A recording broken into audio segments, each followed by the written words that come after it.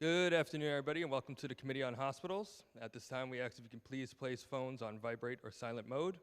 Thank you for your cooperation. Chair, we are ready to begin. Thank you. Good afternoon.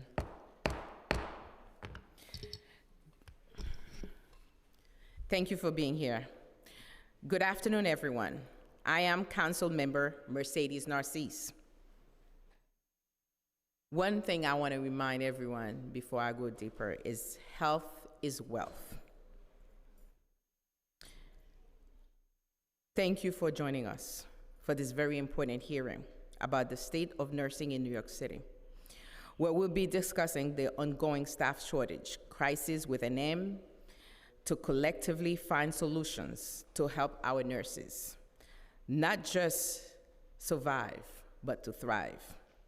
As a registered nurse who has worked in the healthcare field for over 3 decades, this topic is very important to me and very dear to my heart. I have experienced and seen several of my fellow nurses financially, physically, and emotionally struggle due to low wages, extended working hours, and having to wear multiple hats while caring for the patients. Some of us had to pick up multiple shifts and even other jobs just to support our families, especially living in New York City. I remember as a young nurse, I got $4,000 bonus to work at Elmhurst Hospital, and I accepted it in a heartbeat because it felt like there was an investment in my professional development. However, as such as we love our work as nurses, we get to serve our community. It is exhausting, tiring, and often leads to burnout when nurses do not have adequate support. As a city council member and the chair of this committee, I continue to center those experiences and listen to those who continue to be on the front line as we work together to create solutions. I heard today that we took our nurses from heroes to zeros. I'm very optimistic. I truly believe in our New Yorkers, that we will address, and at the end of this hearing, that everyone will work together to bring a more positive aspect to this. Over the past 2 decades, advocates have been tirelessly warning us of impending healthcare staff shortage that so it speaks during an unprecedented deadly pandemic.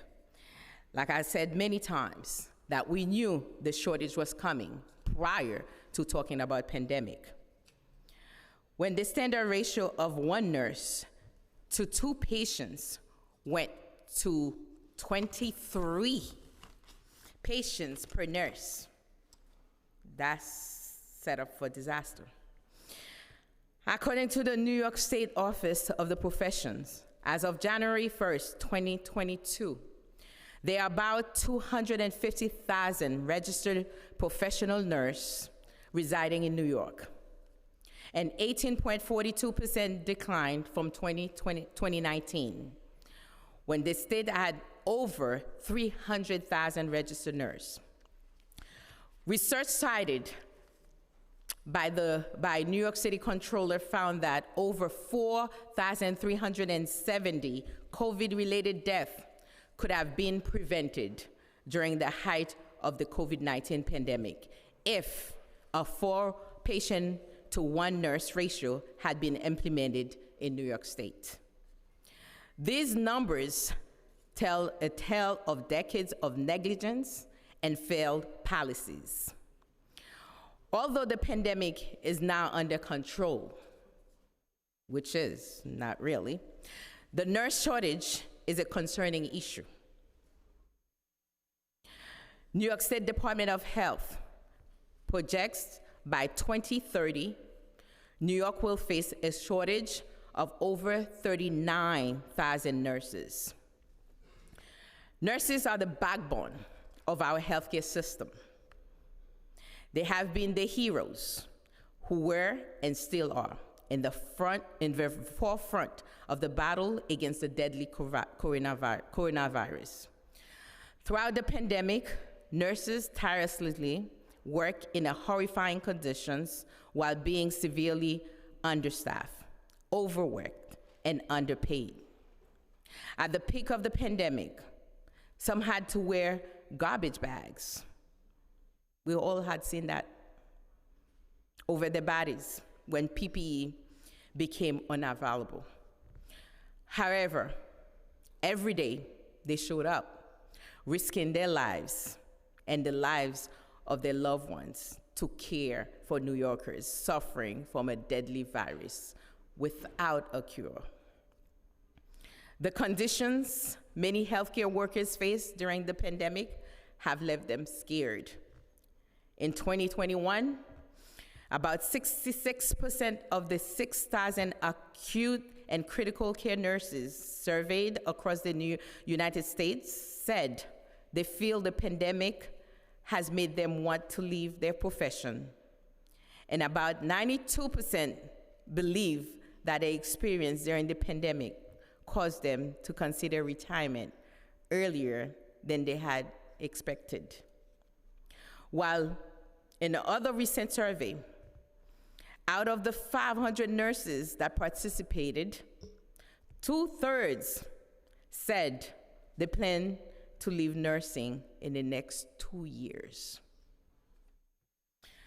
Among the top concerns, 99% of the nurse indicated that is for nursing shortages. 43% mentioned the cost of living, and 27% pointed to being forced to work too many hours. This is a crisis in our hand. This is a crisis of our own making, and only us can solve it.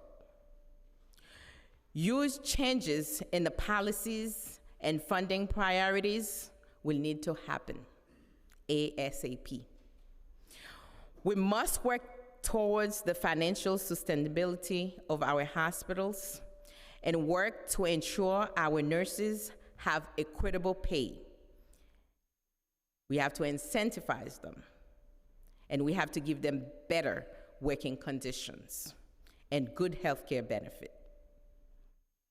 Furthermore, we must encourage and incentivize our Black and brown low-income youth to bring a new generation of nurses and healthcare workers.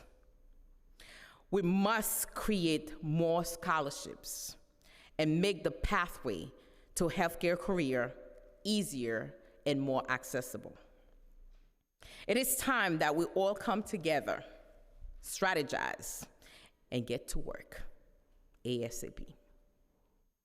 I invite the brilliant minds from H&H, NYSDA, Greater New York, our community members and organizations to come together to create real change for our nurses, healthcare workers, our community, and our future generations. I want to conclude by thanking my staff, Saeed Joseph and Frank Shea, as well as the committee policy analysts, Manu Butt, for their work on this hearing. I thank you. Like I said, I'm very optimistic. Nurses are the backbone of healthcare. So I believe New York City is the greatest city, is the capital of the world, and we have to live by example. This is where we have to do it, by supporting our nurses. Thank you. I will now turn it over to committee staff to administer. Before I administer their oath, I will bring on NYSDA. Please, those that want to hear, that's gonna be testifying. NYSDA team.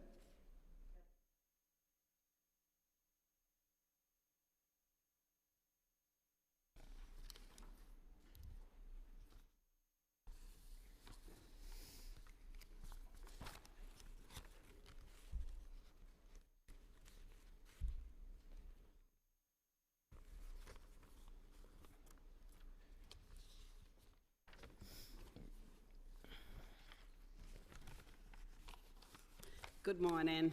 Thank you for Good afternoon. giving us the opportunity. Oh, it's afternoon. Apologies. No problem. My name is Nancy Higgins, and I have worked at Maimonides Medical Center for more than 30 years in Brooklyn. I am also the elected president for the New York State Nurses Association. We represent more than 40,000 nurses across the state, and I'm also the LBU chair at Maimonides Medical Center.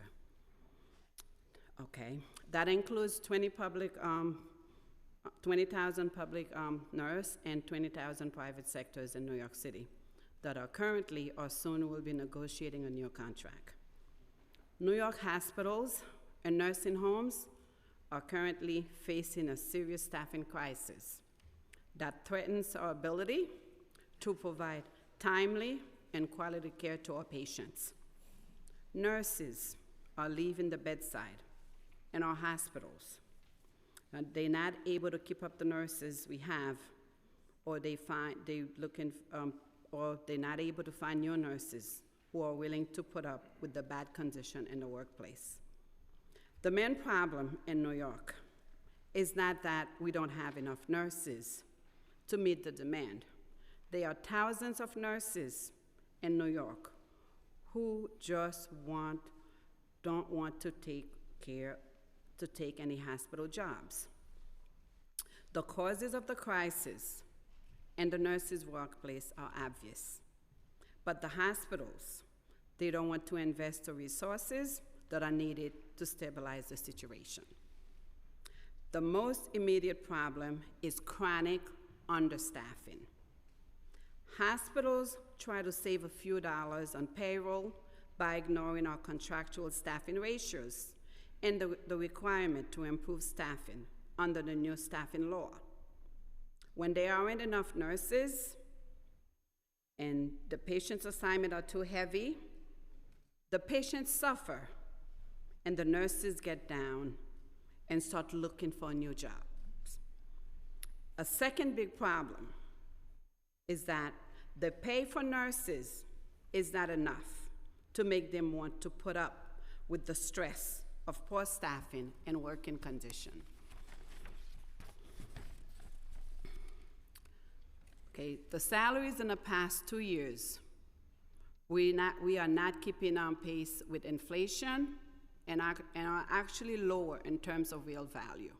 We are currently bargaining for new contracts for thousands of nurses, and the hospitals are not even open for pay rates that will keep nurses at the bedside. Another factor in the exodus of nurses are poor working condition. Nurses are so overworked that they don't get their meal and rest break, and managers give nurses a hard time when they try to take their vacation or when they call in sick or if they require a personal sick time off. Nursing is a dangerous job that one has of the highest rate of on-the-job injuries and illnesses, and that only got worse during COVID. The punitive and dangerous conditions combined with a growing feeling that the management of the hospitals does not care or listen. That's why it's making an exodus of nurses worse. Another issue is hospitals' attempt to reduce healthcare coverage costs by cost shifting to nurses and reducing benefits. It is very ironic that the hospital are the major cause of increasing insurance costs, but want us to pay for it. Healthcare will be a big factor in our current negotiation, and if management try to cut our benefits, we will fight back hard.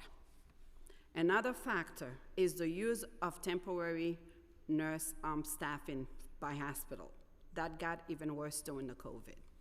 The hospitals were understaffed before COVID, and the pandemic left them scrambling to find nurses. They were already using too many temps, but now they cannot get enough staff to make regular jobs and rely more and more on temps. The agency and the traveler nurses make 2 to 3 times more than regular staff. and they can pick up and choose where and when they work. Many nurses have gotten so frustrated that they have quit and taken temporary job for the higher pay and flexibility. If we are going to go to nursing workforce, we have to stop relying on temporary staffing. The COVID crisis did not cause the problem we are facing right now. They were already there.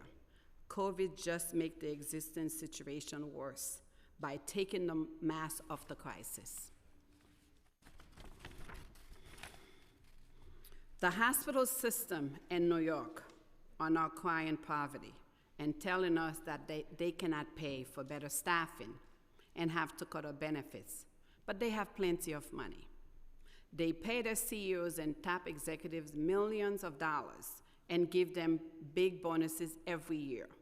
Many of the big hospital systems that dominates in New York make billions in profit every year and sit on even more billion in assets.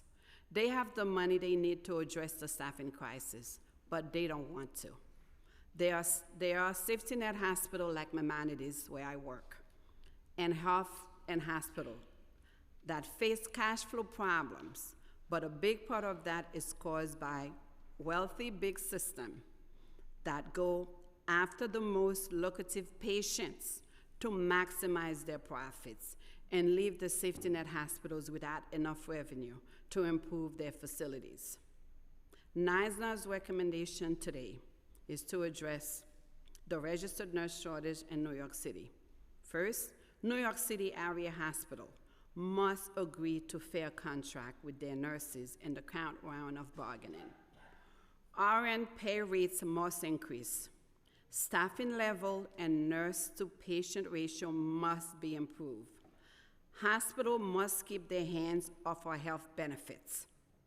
Hospitals are nonprofit that don't pay taxes and are not supposed to hoard money. The city should look at their tax exemptions and use its zoning and regulatory power to make them improve working condition and patient care. Hospitals have to stop relying on temporary staffing and use the huge amount of money to pay for temp to build up permanent workforce. The city should push hospitals to increase tuition support, mentorships, apprenticeships, and other programs to address racial and social inequities and recruit loyal youth to work in our hospital. Most important, hospitals need to listen and respect the nurses. And Thank you. Thank you. Our executive director, Pat Kane, also wrote a testimony. Unfortunately, she couldn't be here, and she asked me to address and read the testimony. Okay. Thank you. Anyone else with you that testifying from the Yes. NISNA? Yes. Yes, we do. We have about, The executive, okay, so it will be after. I'll be, Okay. yes, I'll be So you right the one that gonna answer my questions? as Okay. much as I can. All right. Okay, this is from Pat Kane, our executive director. Or do you have questions for me before?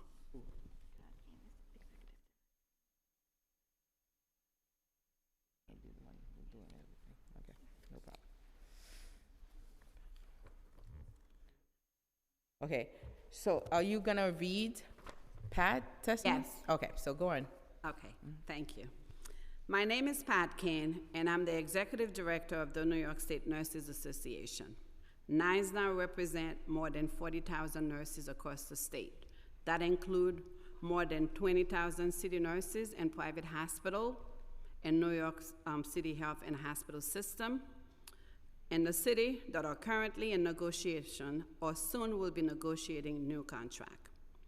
These negotiations are taking place in the context of intense staffing crisis that is not the result of lack of nurses.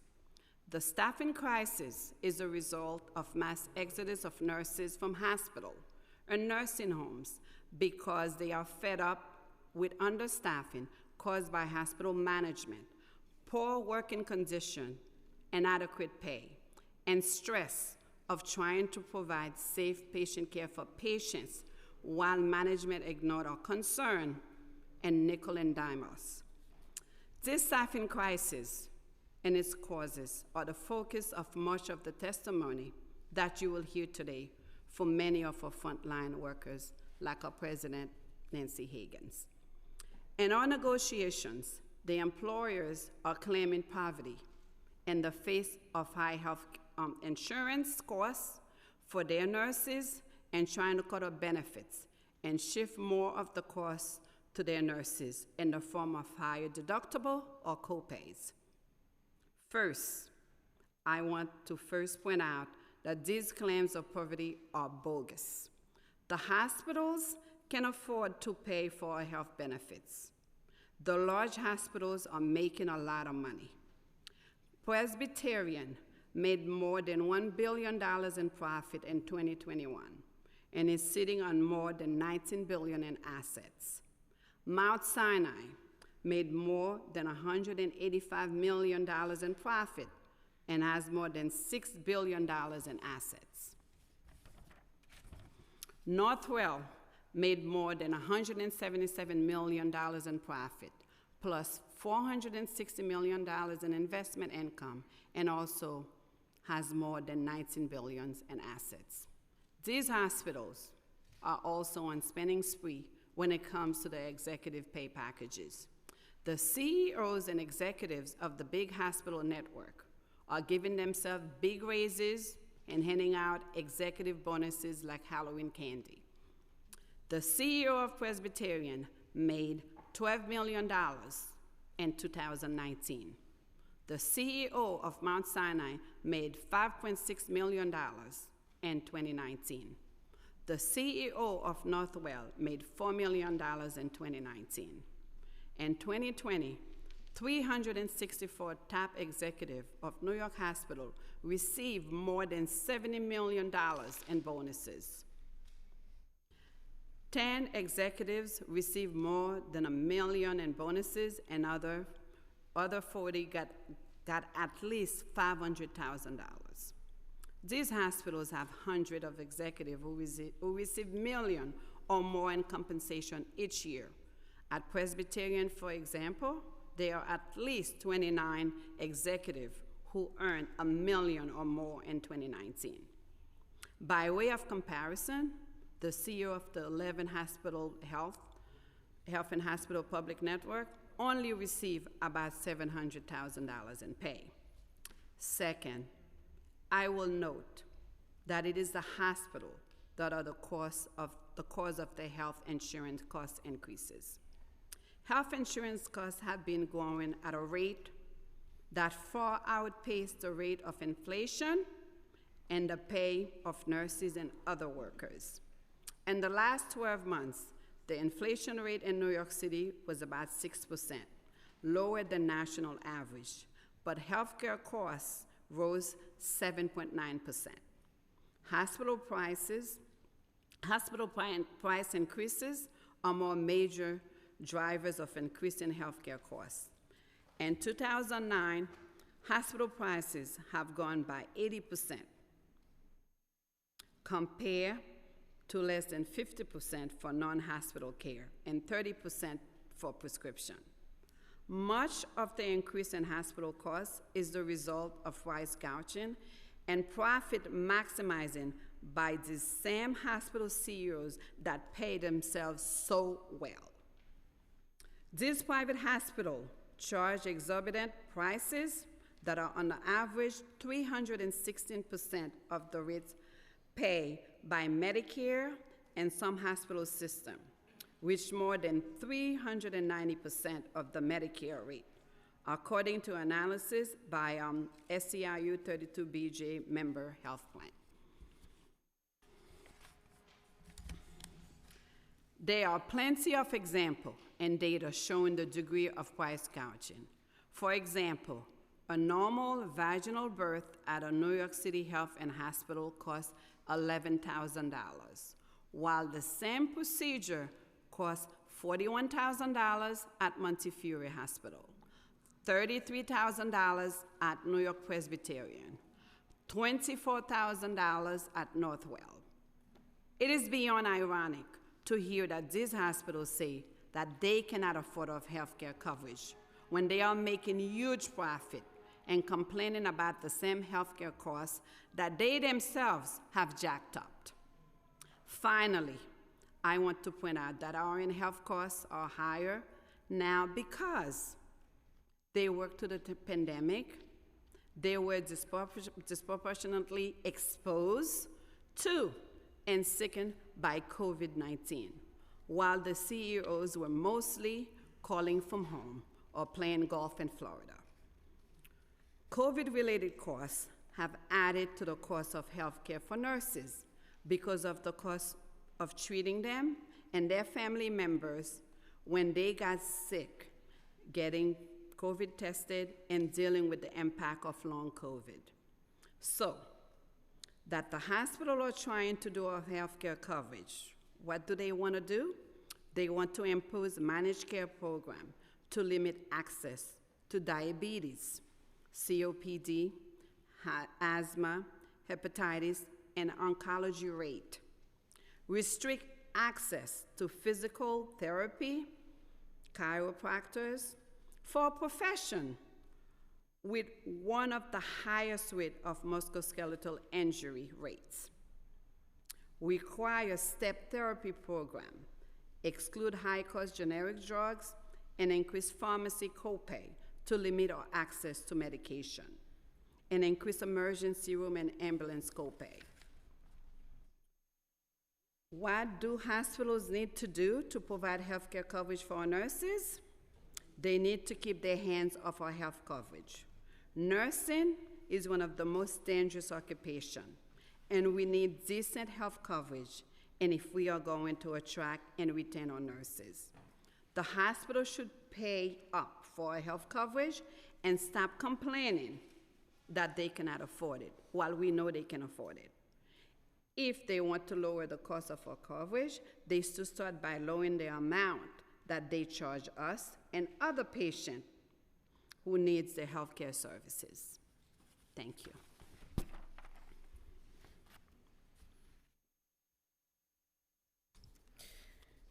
Airful. But before I get to the question, I would like to recognize my colleagues, CM Moya, CM Barron, and we have Cindy Nurse right with us. Thank you. And Barron is in remote and Moya is remote. What does a day of work look like for a nurse?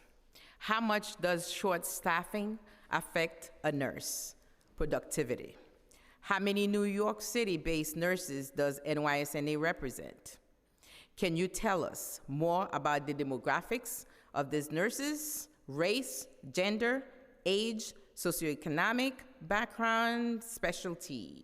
But having said that, you don't have to give me all the statistics if you don't have it. I don't want to scare you away. I don't have all the statistics, but I would tell you we have over 42,000 nurses, and then we are a multicultural union when it comes to age gap. As you know, most of our nurses are between 50 and up, and then we are trying to attract young nurses, and the young people are not going into the profession anymore, as we discussed, because hospitals are not able to employ and attract young nurses. And one of the biggest reasons, most hospitals are not even hiring a nurse, especially the private hospital, with an associate degree. You have to have a bachelor's degree. And if you come from a background where you cannot afford to go to a four-year college, now when you receive an associate degree, then most of the nurses will probably working up in the public sector, and once they receive their bachelor's, they will move on to a private hospital because of the pay disparities, because a private sector pays about $17,000 more than a public. As an ICU nurse, as a nurse for 37 years, what it's like to work in a unit. In a unit where it's a full trauma center, you walked in, your patient should be a one-to-one. By the time you walked in, the manager said to you, you already had 3 sick calls. Today you have to take 3 patients that are not only on ECPO, on a BiPAP, on triple drips. And you will be lucky if you have a cup of coffee, and then you don't have that time to even hold the patient's hand, okay? The unit is the neuro ICU unit. And as we know, I'm not trying to scare anybody. If you're a woman between 40 to 60, the ages of having an intracerebral bleed and an annual aneurysm is very high. I walked in, 42 years old, at dinner with their husband, become unconscious, and they walked in. The next thing, you walk to the family member and say, unfortunately, your loved one is breathing, but your loved one is considered brain dead. And then you would like to spend that time with that family member and have a conversation. And nursing is not just giving medication to your patient, it's to be able to provide the social needs, the human touch. But the next door, your patient is going into a cardiac arrest. Now, you leave with this family member who needs you. It's about 11 o'clock, 12 o'clock, you're here at 7:30. Did anybody ask you whether you had a cup of coffee for that day? Because if you didn't have a cup of coffee driving to work, that cup of coffee will be your only meal and your only break for that time. And what is the management doing? Do the best that you can. Oh yeah, we'll send pizza to the lounge. We all know who's gonna eat that pizza, the managers or sometimes the doctors, because you don't have time for the pizza. Normally we say keep the pizza. Med-surg unit honestly should be what, 1 to 5, 1 to 4. Most of the patients on the med-surg units are considered ICU level. So what do? They play games with you. They'll say, well, we'll start a little bit of neosynephrine drips, a little epi drips, and then when we have an ICU bed, we'll transfer the patient, which is not true. Now, as a med-surg nurse, I have 8 patients. 4 of them are on telemetry, but I'm not even trained to read an EKG. I don't even know what a VFib is, what a VTAC. I'm lucky if I could recognize an asystole, a flat line. But what do they tell you? Do the best that you can. Do we honestly think that we are providing the right care for the patients? Because what they do, a nurse is a nurse is a nurse. During the height of the pandemic, we did the best that we can to care for a patient, to save New York, because if we were prepared, we would have saved more lives. But what do they do in the hospital? They continue to mandate the nurses. They continue to do the same practice during the height of the pandemic by not hiring enough nurses.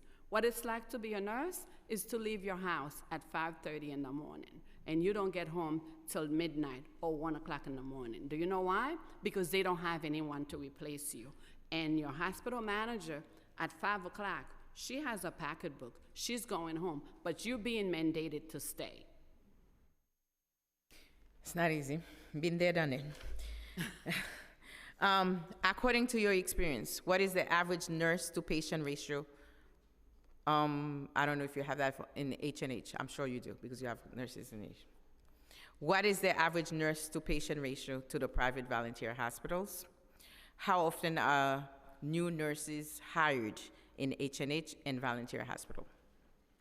Well, the H&H, they do have ratios, but the staffing shortage, I mean, I've spoken to the nurses. Some of them have 9, 10 patients, where it should be a 1 to 6, 1 to 5.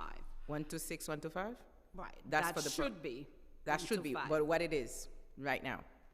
1 to 10, 1 to 9. 1 to 10, 1 to 9 in H&H or in? In H&H and also in the private sector. A lot of people, yes, I work in a facility where sometimes the nurses have 10 patients, 11 patients on the med-surg, and 3 of them could be a telemetry patient. For the med-surg. And about the ICU? ICU, the ratio should be on a very ill patient 1 to 1. Not so ill 1 to 2, but average, a nurse have 3 patients, sometimes 4. Patients. Telemetry unit should be 1 to 4. On an average, it's 6 patients. Okay. How often are new nurses hired in H&H and volunteer hospital? How often? I don't have Don't the have the right number statistic? for the H&H. Even the voluntary hospital, they're not hiring. What they are saying to us, we are trying, we are recruiting, but we don't see. I mean, you have a place like Mount Sinai, and they have a total of over 800 vacancies. So obviously, they are vacancy? not hiring. Yes. Okay. Uh, in your own, because I'm not pushing you for the data if you don't have them, but are new hires tend to be seasoned professionals or fresh graduates? Most of the new hires are fresh graduates, but I will tell you, by week 2 or 3 of orientation, most of them quit. I have new orientees come to me and say, that's not what I signed up for nursing school. I am leaving. I'll give you an example. The facility where I work, as a new hire, you're not supposed to float from one unit to another for 6 months. These new nurses come from orientation today. The next day they come to work, they send them in a different unit to work. And they are scared. They are devastated. And then they are leaving the profession. They'll say to me, I'm not coming back tomorrow. That would be my next question. How long you think they stay at the job right now? Approximate. You don't have to The be new hires, from your some of them, experience. 2 months, 3 months. 2 months. 2 months. Yes, some of them right in the midst of orientation, by the time they go to the units, they see the working condition, what they have to do as new nurses, because they feel like they have other choices, there are other things they could do. They just say, you know, here's my ID, I'm not coming back. That's bad. Over the past 2 years, there has been a rise in temporary traveling nurses, right? What do you think many nurses are choosing that pathway instead of working full-time in the hospitals? Well, the traveling nurses are making 2 to 3 times more than a regular nurse. And Is the it salaries then? Yeah, the staff nurse. And the travelers, they pick and date that they work. I've seen travelers come in and say, well, I'm only gonna pick 2 patients because my contract for my traveling agency allow me to have 2 patients. And the supervisor turn and say, well, they're doing you a favor. You take the 6 patients and have the traveler taking 2 patients. And they making 3 times. So the nurses are frustrated. So what they've done, they've resigned from their position and say, you know what? I'm gonna sign up to be a traveler as well. Wow. So are traveling nurses helpful in curbing the nurses shortage that we have? The help that we The need, way you said it seemed like they're not helpful because they come to do 2 patients, they're not. because they've given them a better, it's not about, you know, even talking bad or putting down the traveling nurses. It's just, I put it that management, the managers, the hospitals are actually putting nurses against each other. Because why would you bring in somebody and pay them 3 times more than someone else when you have so many vacancies? If you increase the raise, if you give nurses across the board in New York State, New York City a raise, and these people will actually apply for the job and work permanently. Because remember, the traveling nurses are only there for 12 weeks, and then the next week, some of them said they want to travel. They'll go to Hawaii, they'll go to California. So why would you invest thousands, $millions of dollars on someone for 12 weeks when you have nurses here in New York State? We have so many nurses that we could attract. What they need to do is improve the pay, improve the working condition. Because I called hiring a traveler, it's like you're a nurse, I'm a nurse. You have a bleed, you should put a tourniquet, right, and take the patients to the OR. But if you just apply the tourniquet, the bleed is still gonna be there. You have to treat it. And we have to treat the problem. And the problem is not treating, the hiring travelers are not treating the problem. You could hire a traveler. If you have 50 nurses on orientation and they cannot come off orientation for the next 6 to 8 weeks, then you could bring some temporary to fill up until you start them. But travelers are coming in and management are not replacing them, replacing the staff, because one of the reasons, well, they have to pay medical, and they don't want to invest in us. Okay, we get this.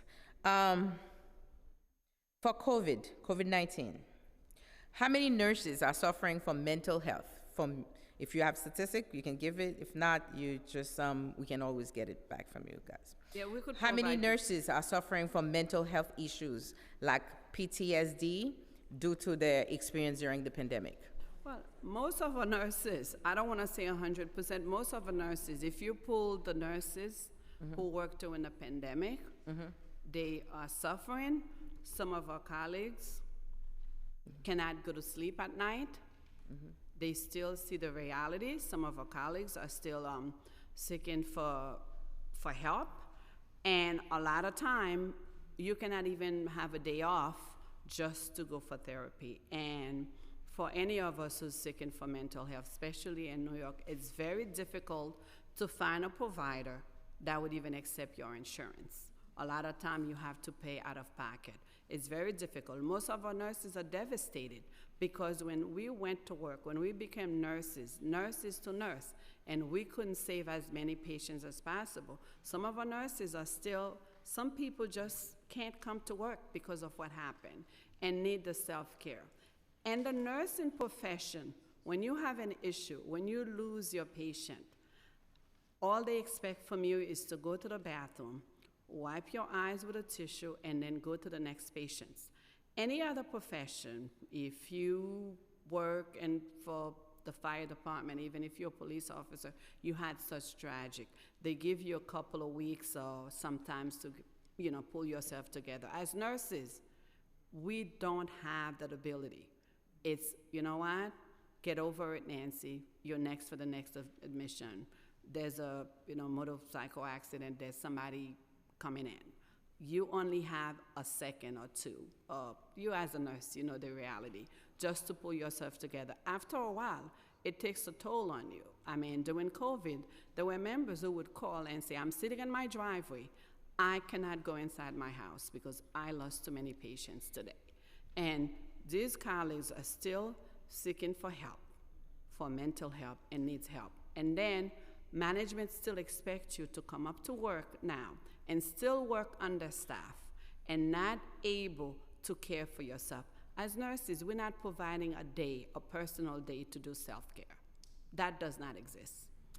Do you think that the mental health coverage is adequate for you, for the nurses? I don't believe so, no. You don't think so? No. Have you done any organizational survey among nurses in the NYSNA about the burnout or the demands? If so, what were the results? If not, are you considering conducting We have done a it, survey? but we could provide the results to you. Okay. I see some of your policy recommendation. So whatever you have, you can send it to us too. Do you believe that nurses' biggest needs are at the moment? What are they? What does the ideal nursing job look like? And what's the ratio recommendation according to your experience and from NYSNA? Okay. First, what do we recommend as nurses? First and top priority is staffing, is safe staffing, safe patient nurse to staffing ratio. Not only in the rich hospital, across every hospital in New York City, whatever the zip code is. Because during the height of the pandemic, we saw who suffered. It was more the Black and the brown community because of lack of care. We would like to see more investment in our safety net hospital and our H&H hospital, and we want safe staffing across. And we want equity pay, and we want to be properly compensated for the work that we've done. As we said earlier, during the time we were considered hero, now we are actually at zero. And we want to change that. And also we want to continue to have great and proper medical coverage. You cannot expect us to provide care for patients, and when it's time for us to receive care as patients, and we don't have that opportunity. As a nurse, once you turn 40 or 50, your body does not belong to you anymore because of the lifting and the kind of heavy duty work that we do. So for the hospital corporation and the hospital grid to say that they're gonna cut our medical coverage, it's unacceptable, okay? It's not about an ideal work. It's about that we live in the richest country in the world. Why can't we provide safe, quality patient care to everyone, regardless of their zip code, regardless of their financial status, regardless of their immigration status? What incentives could make the entry into nursing more attractive or easier to accomplish? Because we need nurses now. We do. We have to start going to the high school, the local area, and help, some of us to go to school. I mean, I I'm a immigrant generation. My parents had 10 children, so I had to basically pay my way to go to college because they can afford to send me to college. We did it. But if we had a loan repayment program, if we allow nurses to practice with an associate degree and have a lot of hospitals, they have the funds to help pay their student loan, we would attract more nurses. And if we were to make the pay attractive, then we would more nurses and also the staffing. We need to go out there and recruit from our community because there are a lot of young people that are interested in nursing, but if we don't explain to them and teach them and what it's like to be part of the community and help them, we're never gonna be able to attract enough nurses.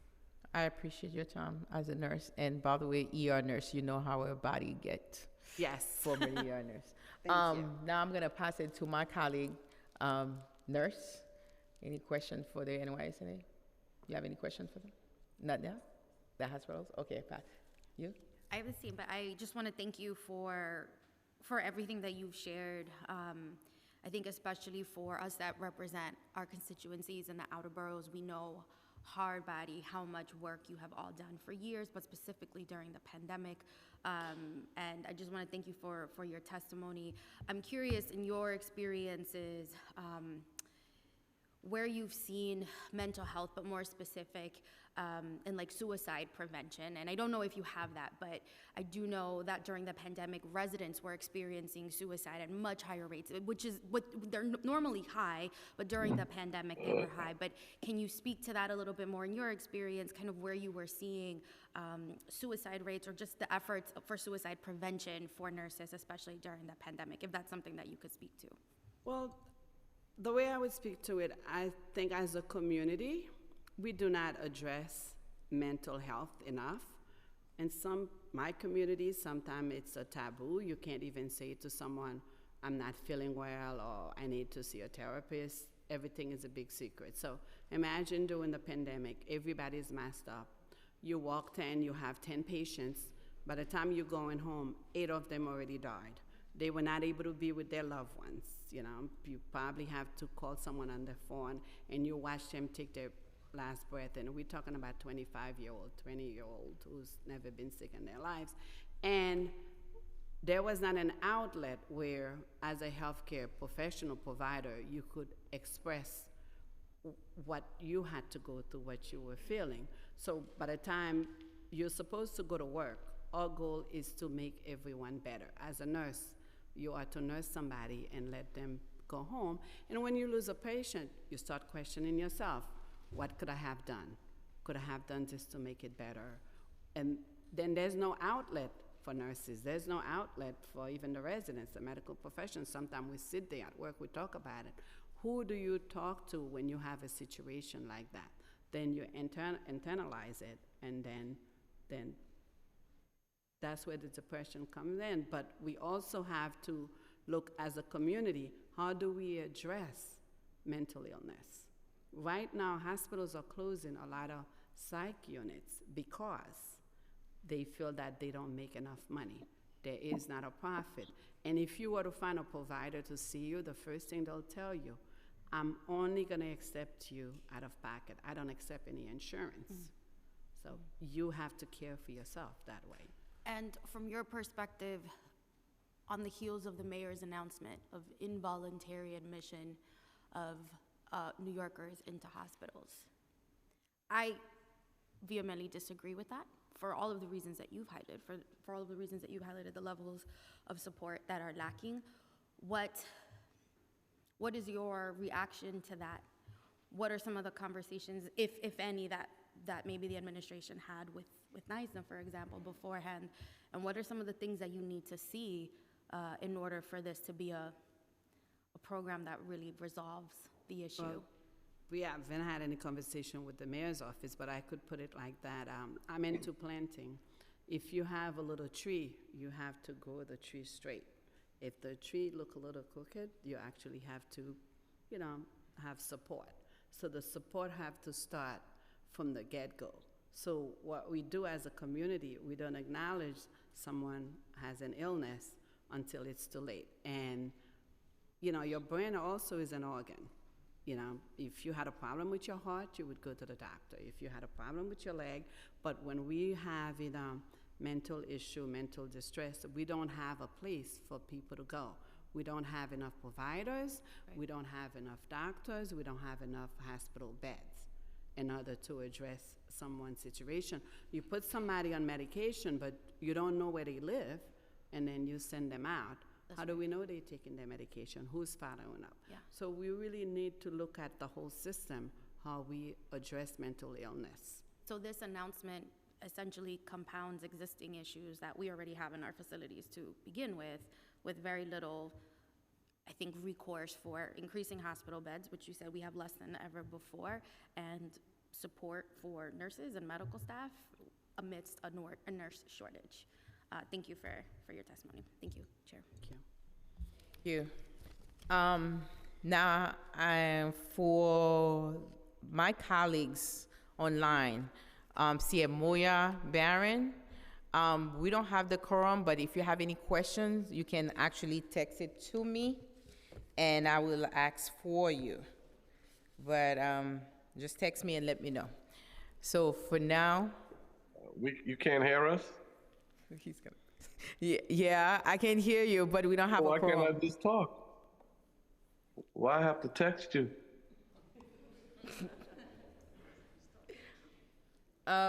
Because we don't have a quorum, because we don't have enough.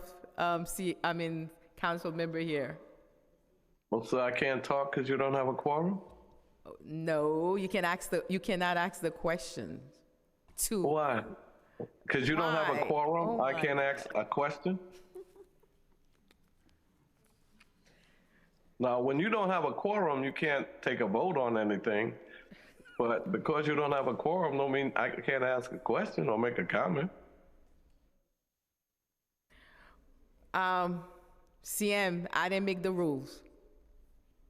So the council members that are present can speak and ask questions, Yes, but if we're online, we can't? unfortunately. Who made that rule up? So that's, I could have done had my question in by now. I didn't start it, certainly. I just got here in January. You are absolutely right, Charles. See, that doesn't make any sense. He's not gonna text you that, he's not gonna. Okay, Well, let me ask you this, if you let me ask a question, will you get fired? I mean, the people hired you, so you can't get fired.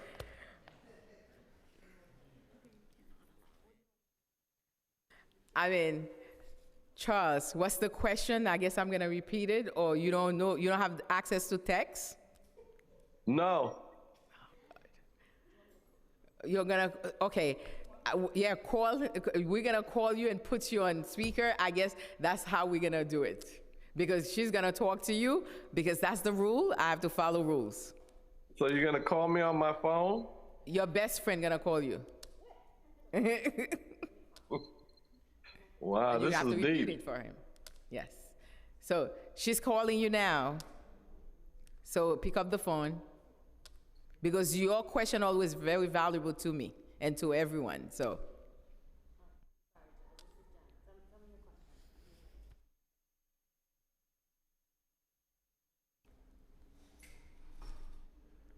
I can ask that if you want.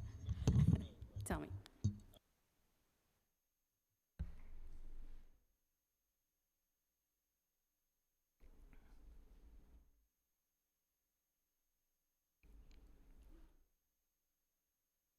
Bear with us.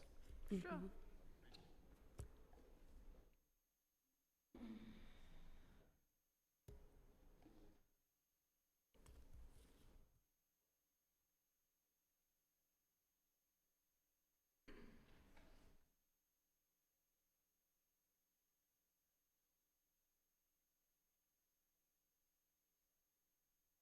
Mm-hmm.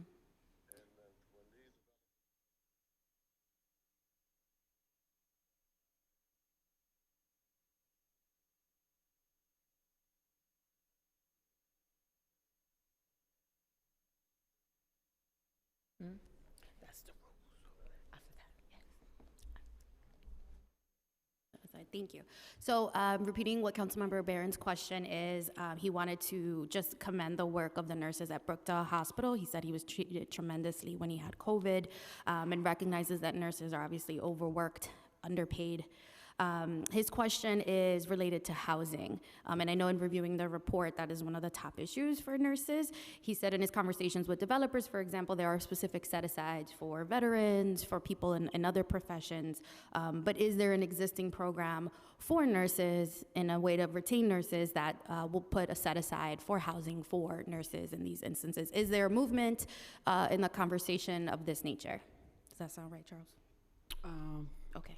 I mean, we always open for that movement. No, not right now. But no conversation, nobody started that. But do you recognize that that is a top issue for nurses? One of the issues, how is Top it? issues, would that be a One way of to our top- help retain nurses? Right, to retain nurses, and our biggest top issues would be, priority with the staffing, with pay equity, and then it would also help us to afford That's right. a place to Did you live hear and that, her response, housing, Charles? better housing.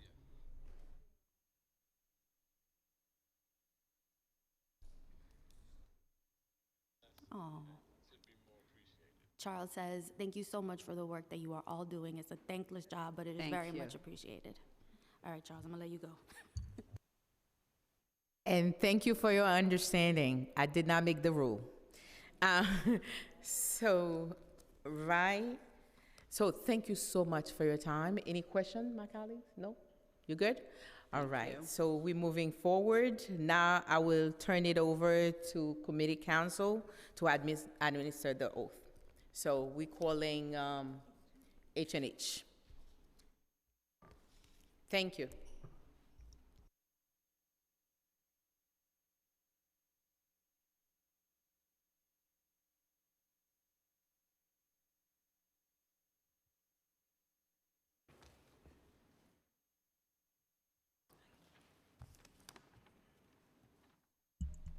Thank you, Chair. We will now hear testimony from the members of the administration. Will you please raise your right hand? Thank you. Do you affirm to tell the truth and the whole truth and nothing but the truth before this committee, and to respond honestly to the council member's question? I do. Thank you. You may begin whenever you're ready. Good morning, Chairwoman Narcisse and members of the Committee on Hospitals. I am Dr. Natalia Sinius, Chief Nurse Executive and Co-Chair of the Equity and Access Council at New York City Health and Hospitals. Thank you for the opportunity to testify regarding the state of nursing at health and hospitals. While health and hospitals is only one component of a much larger healthcare delivery system and workforce landscape in our city, we are proud of what we do. Our team of about 8,000 nurses is at the core of our mission to provide care to all New Yorkers. Our nurses are on the front lines of our hospitals, clinics, and nursing homes, delivering high quality and compassionate care to our patients. Currently, there is a nationwide and industry-wide shortage of nurses, from which health and hospitals is no exception.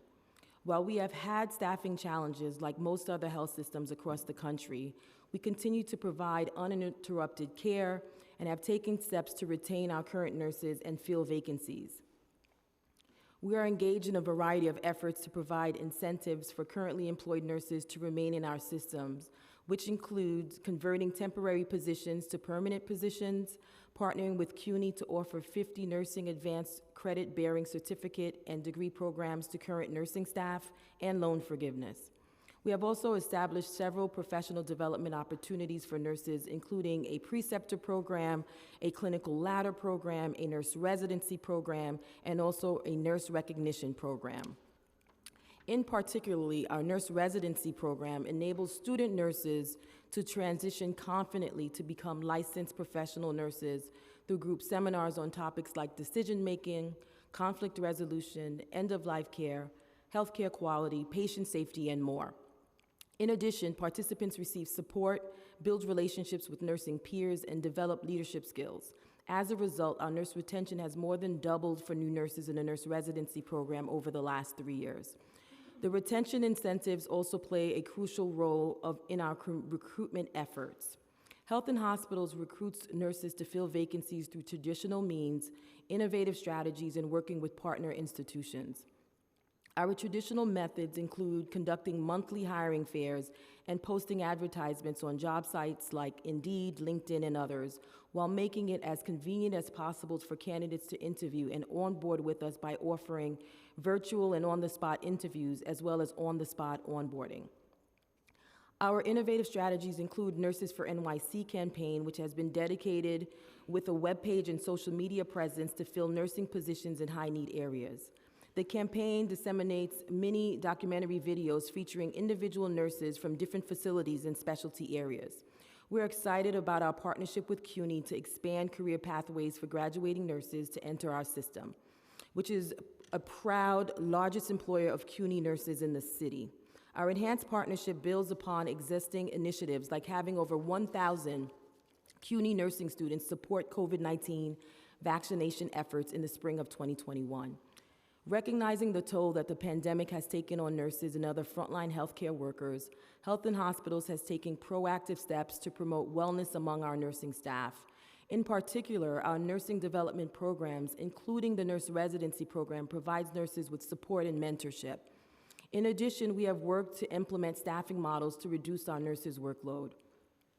Nurses can also take advantage of our Helping Healers Heal, or H3 program, which focuses not only on addressing emotional and psychosocial needs and psychological needs of our nurses in response to adverse events, but also on proactively establishing relationships and spaces to promote overall wellness and resiliency.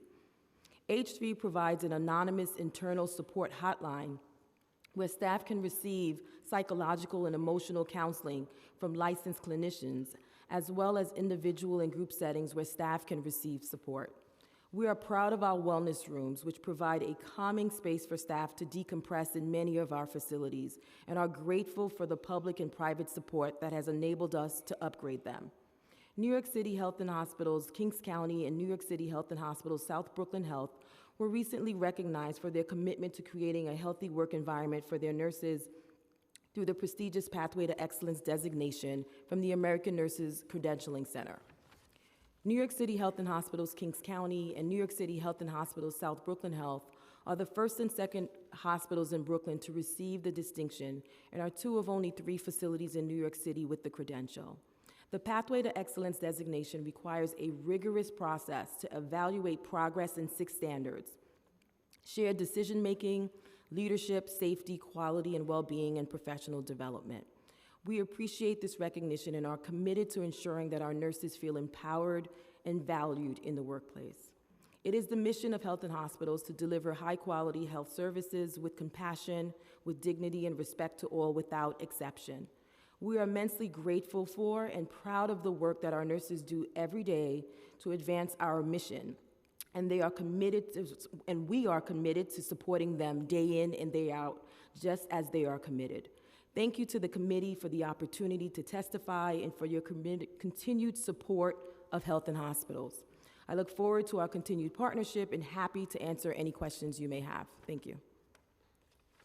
Thank you for your testimony. And yesterday I was happy to be there with you guys at South Brooklyn, because let it be known that I do not have any healthcare center in the 46th district, and I do not have any hospitals. So I relied on you, Coney Island, and on the part of Brookdale, and Kings County, of course.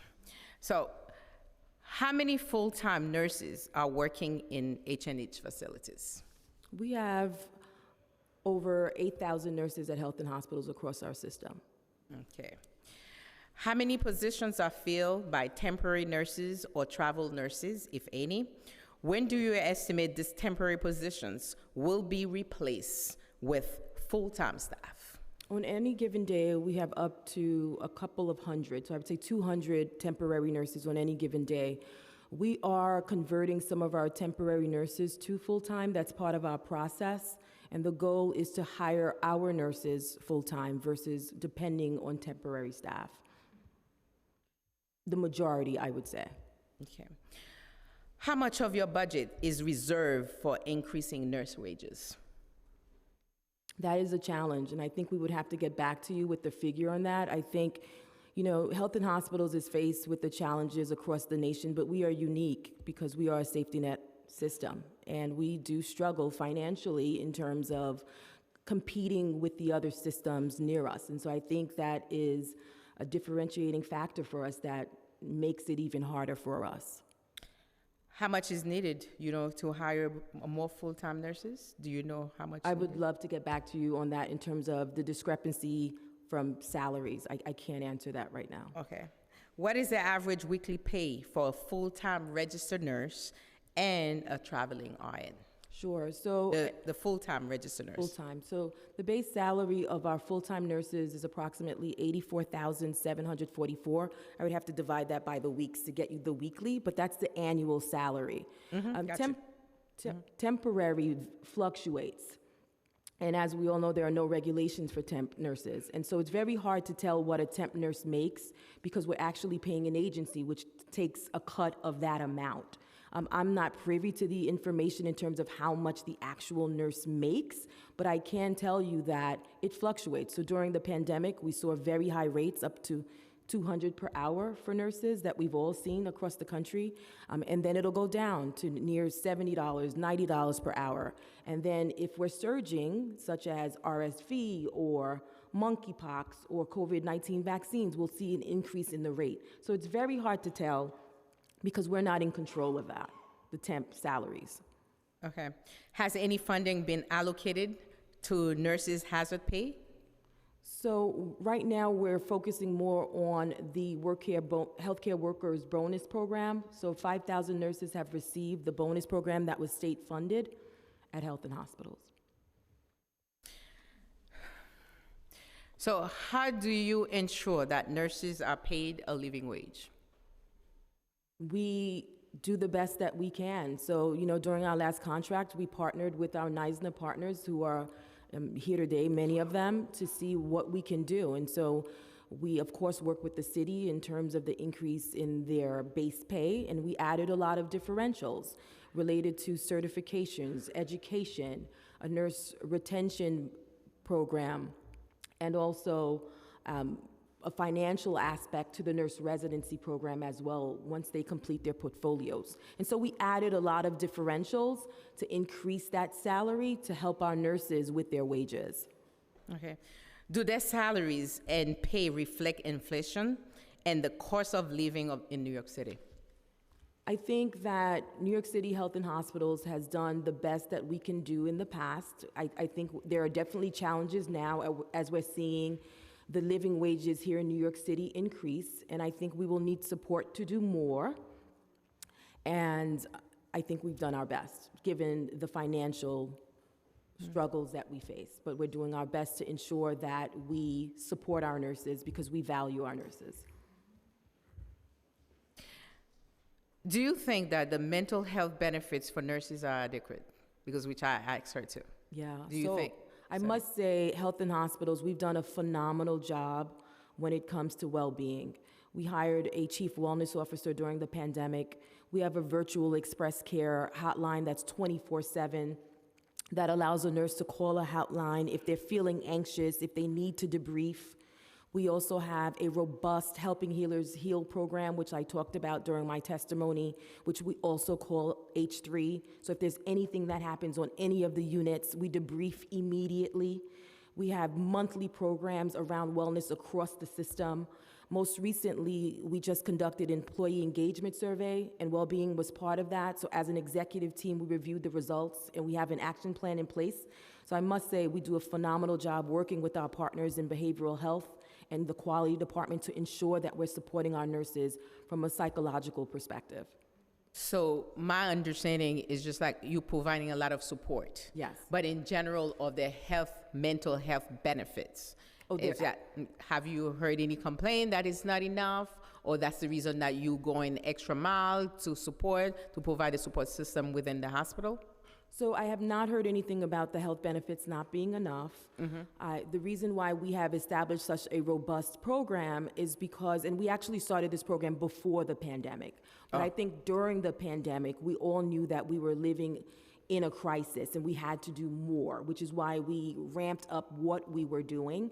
We also implemented wellness rooms, which we saw over 93,000 visits in our wellness spaces. And so I think that the benefits of our nurses is something that we keep very private because of HIPAA. And so I've not asked for how many people are utilizing mental health benefits, and I have not heard anything. But I think that given the times that we're living in, we've noticed that there is a need to increase supporting nurses and physicians in terms of mental health.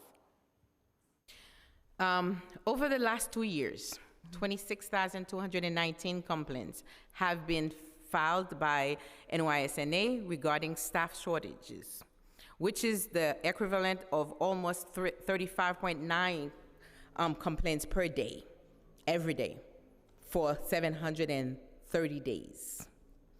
An overwhelming majority of nurses' biggest concern is staff shortage. What strategies is H&H implementing to address this issue? So New York City Health and Hospitals, we're meeting monthly to host virtual hiring fairs, and we started that because of the pandemic and the social distancing aspect of recruitment. We also have the recruitment forums in terms of loan forgiveness. We're also working on ensuring that we're recruiting with our local schools. So I have personally met with all local deans to ensure that we're creating pipelines. As I mentioned in my testimony, we're working very closely with CUNY to ensure that we have pipelines to recruit nurses. And so we're doing a multi-pronged approach, where I'm also most recently starting a program with the Department of Education to go to middle schools, not just high schools, but to start talking about the nursing profession. And so we're really doing a lot to ensure that we're connecting with our nurses. And as I mentioned, we also have the Nurses for NYC campaign, because given the public health crisis, we want to make sure that we're recruiting nurses that really connect to our mission and vision at Health and Hospitals. So it's a multi-pronged approach, and we're doing everything that we possibly can to recruit aggressively and expeditiously. And I have to honestly say thank you, because you're a nurse, and I'm happy to ask this question. And I'm expect for you to be honest, because we're talking about the colleagues, right? Of course. An overwhelming majority of nurses' biggest concern is staff shortage. We talk about that. The strategy you're using right now, I know you've been saying you're doing a lot, guys. How many vacancies does H&H have at the moment? Sure. So right now, I would say that our vacancies fluctuate. So most recently, we hired about 400 nurses from July to November. We would have right now in acute care settings about 1,000 vacancies. We just recruited 400 of them. And so we're doing a lot every month. We're on average hiring about 200 nurses to really close that gap and to support that with additional staffing as well. And that's across the entire system. So how soon you expect those vacancies to be filled? Well, those vacancies are also a result of us hiring more nurses. So we've worked very closely with NYSDA with new ratios in our last contract to ensure that we're meeting those ratios. And we should be able to close that gap very soon. Are you working closely with NYSNA too? Absolutely. So as part of the New York State Staffing Committee, we work very closely with NYSDA. We meet with them on a regular basis, and we are ensuring that there are other mechanisms in place, such as using per diem nurses, using temp nurses in the interim as we close this gap. How often are new nurses hired in the H&H hospitals? The new nurses. How often you? So as I mentioned earlier, we meet weekly for hiring, and every month we're hiring new nurses. One second. How many recent graduates that you got in H&H? So the 400 nurses from July to November includes a lot of new nurses. So we ensure that as we're hiring new nurses, that we are supporting them. And so we most recently had 1,023 nurses. 1,000? 23 new nurses in the nurse residency program over the last 3 years. So this is just for new nurses that we're supporting as we're hiring them. But out of the 400 nurses, majority of those nurses are new nurses. All right. So experienced nurses, do they come to you? Because I know H&H is known to be the kind of like a stepping ground for training school. It's very After you challenging. finish, that's where you come. Yeah. The experienced nurses You that get we- experiences, Yeah. experienced nurses. Thank you for the question. The experienced nurses that we receive are typically transfers from within the system, which is a wonderful thing when our nurses stay within the system. But to your point, sometimes they do leave to go to other systems. Okay. Is there a tracker that regularly updates the number of nurses or nurse to patient ratio in each of H&H hospitals? So right now, we are working on technology to ensure that we are tracking. So we have a scheduling system where we know what nurses are working, but we're working on a very rigorous platform to ensure that we're able to track and create reports for day-to-day, second-by-second staffing. So you have a tracker, or you don't have a tracker, or you working on We it? have a tracker, but it's not as robust as it needs to be. And so we're working on implementing a new platform in the next year. So right now, it's very manual entry, but we want to do something that's more automated at New York City So- Health and Hospitals. Is that public knowledge? Like, if we want to see it, can we see it? Can you share it? The tracker? Like what you have, the data that you have. Oh, of course, we can provide that too. Can you share it? Yes. What is the ideal nurse to patient ratio for you? As far as because you are a nurse in your hospital. Absolutely. So I would say that I had an integral role in working with Neisner during our last contract, and I stand by what we worked on together, and I believe in the ratios in our contract. So you cannot tell me because I'm sorry? exactly what's the ratio? Like, say ICU. Oh, sure. Are you working so for on? the ICU, it's approximately, depending on the patient that you have, it can be 1 to 2, it can be 1 to 1.5. For med surg, it could be 1 to 6. I'm sorry? Did I? So let me just start over there's a again. disagreement somewhere. Let me I just guess. start over again. I did. Yeah. Ideally, yeah. Yeah. In med surg, yes, that's what's in the contract. Yeah. Right, so today at Harlem, for example, the ratio is 1 to 6 on all of our med-surg units. For Queens, depending on if the patients, have telemetry or not, it can range anywhere from 1 to 5 or 1 to 6. And for the step-downs would be 1 to 4. Okay, that was the ideal. Okay, So yes. when do you expect to get to safe patient to nurse ratios? I think nursing as a whole, as a profession, I think we need to get to the place where if there's a sick call, the ratios do not adjust. If there's someone on leave, the ratios do not fluctuate. And I think that's something that we all need to work on together. But you're working on it to get it soon, I'm assuming. And because that's why we're all the hiring so nurses are aggressively. retiring. Yes. All right. Yes. All right. Some of my colleagues, you have any question that you want to ask? I can pass it on before I get to the next. You go to the next one? Helping Healers Heal program and the HERO program, both are intended to provide mental health for staff. How many people have participated in the program since the beginning of the pandemic? When does programming take place? How does it interact with the workday? Because we know some nurses, sometimes they cannot take a minute off.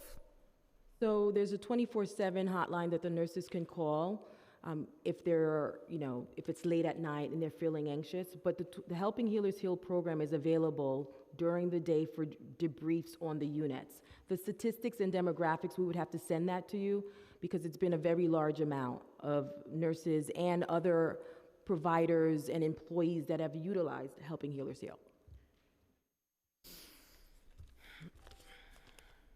Oh, now I have to acknowledge my colleagues. Kaben, wait, I know you were here. Did I acknowledge you before? Yeah, it's just special. Good seeing you too. All right.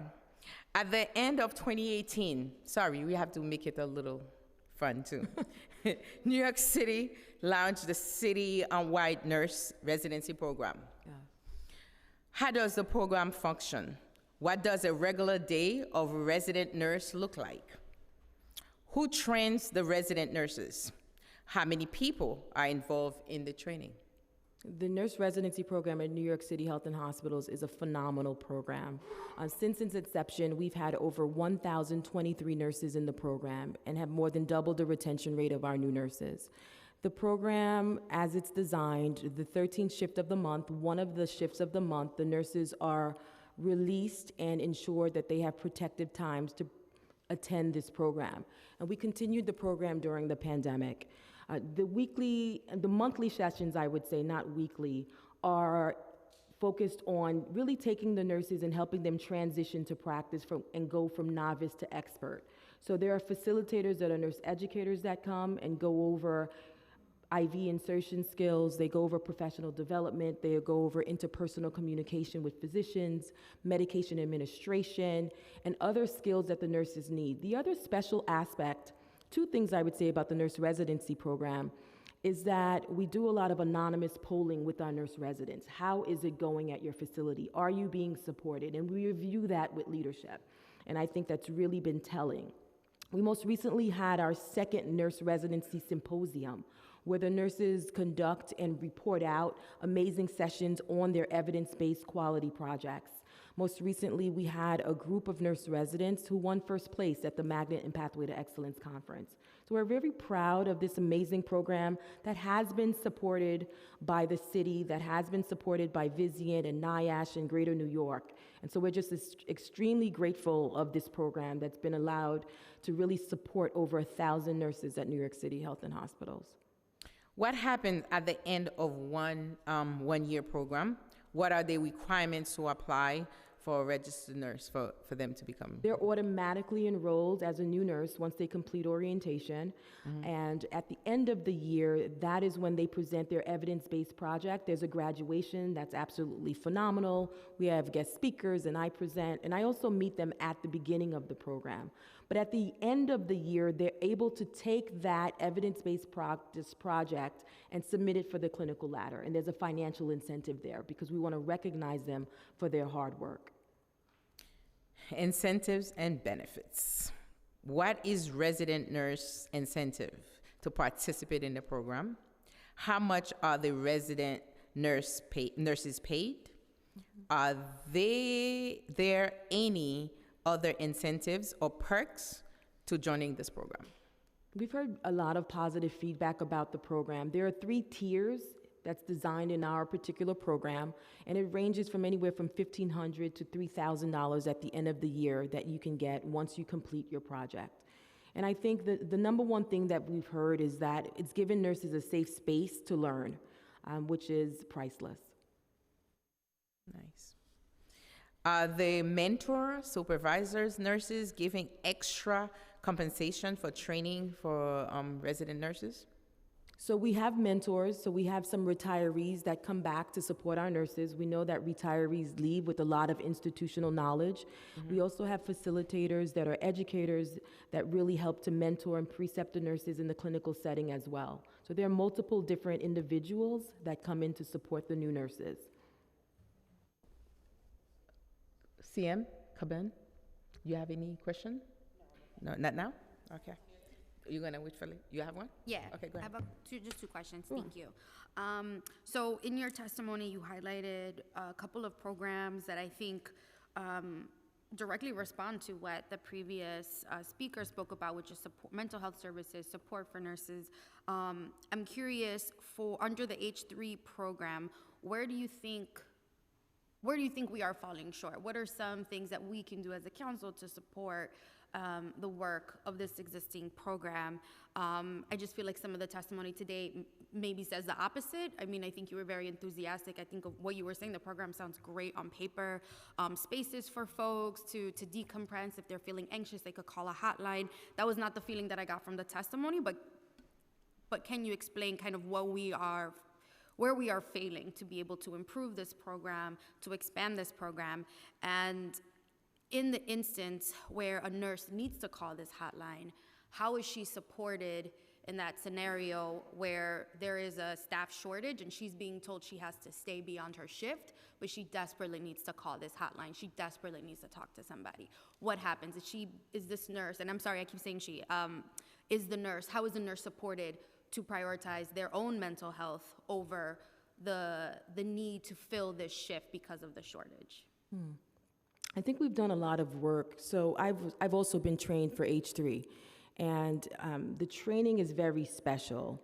And the individuals who are part of Helping Healers Heal are also our employees from different levels, including ancillary staff, including nurses. And I think that anyone who's part of the program, and as I mentioned earlier, it's a robust program. Of course, we can always use additional support, and we would have to get back to you in terms of what we would need.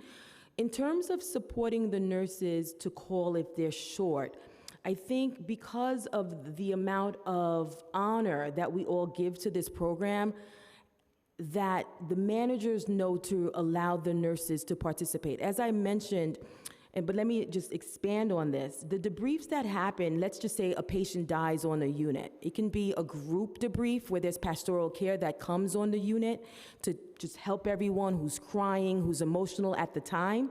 But the anonymous aspect is what we saw the nurses use more during the pandemic, and they have access to it now. So once they get home, a nurse in the ED may not want to know that anyone to know that they're vulnerable right now.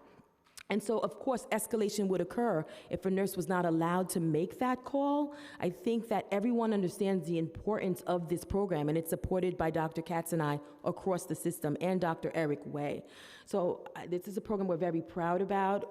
They talked about it during the Pathway to Excellence recognition, the frontline staff, how much this program means to them, and the amount of work that we've done around well-being of our staff. If there's one thing that we're doing phenomenally, I think this is it at Health and Hospitals. I can't speak to other systems. Okay. Thank you, Chair. Thank you. When it comes to colleges, which one are participating in this program with you?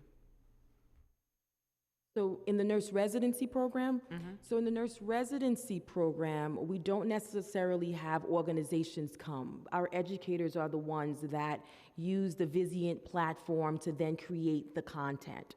But we are working very closely with CUNY. So we just created a CUNY and Health and Hospitals Academic Practice Partnership. And that is a special program where we're creating pipelines for CUNY nurses to come and work at Health and Hospitals, where we're working on health equity, and we're also working on leadership development within CUNY and also research. We just established the first research committee to ensure that we're contributing to our community around research. And so CUNY is helping us with all of those aspects, and we're very proud. And most recently, we had a press release where we just created a new nurse practitioner partnership with Hunter College as well. So a lot of amazing things happening with CUNY at Health and Hospitals.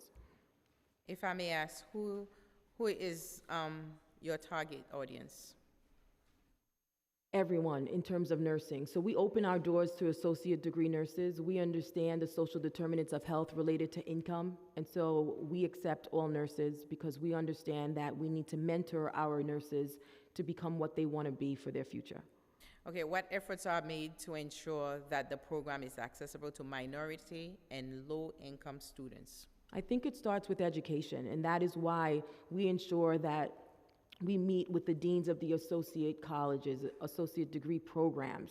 It's so important that, you know, whether someone is able to afford education, that they're given the opportunity to have an amazing new job and to ensure that they have the benefits to continue their education. And that is what we're doing, to partner with all local colleges. Good. I started my own initiative for those that go into nursing and mental health. They will be able to get some extra money from the city.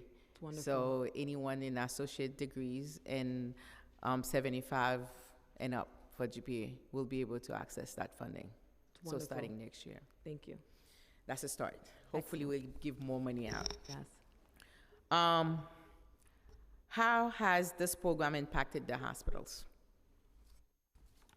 These programs have been phenomenal. I think that we need to connect with all schools to ensure that that we're able to sustain, to provide care to the uninsured here in New York City.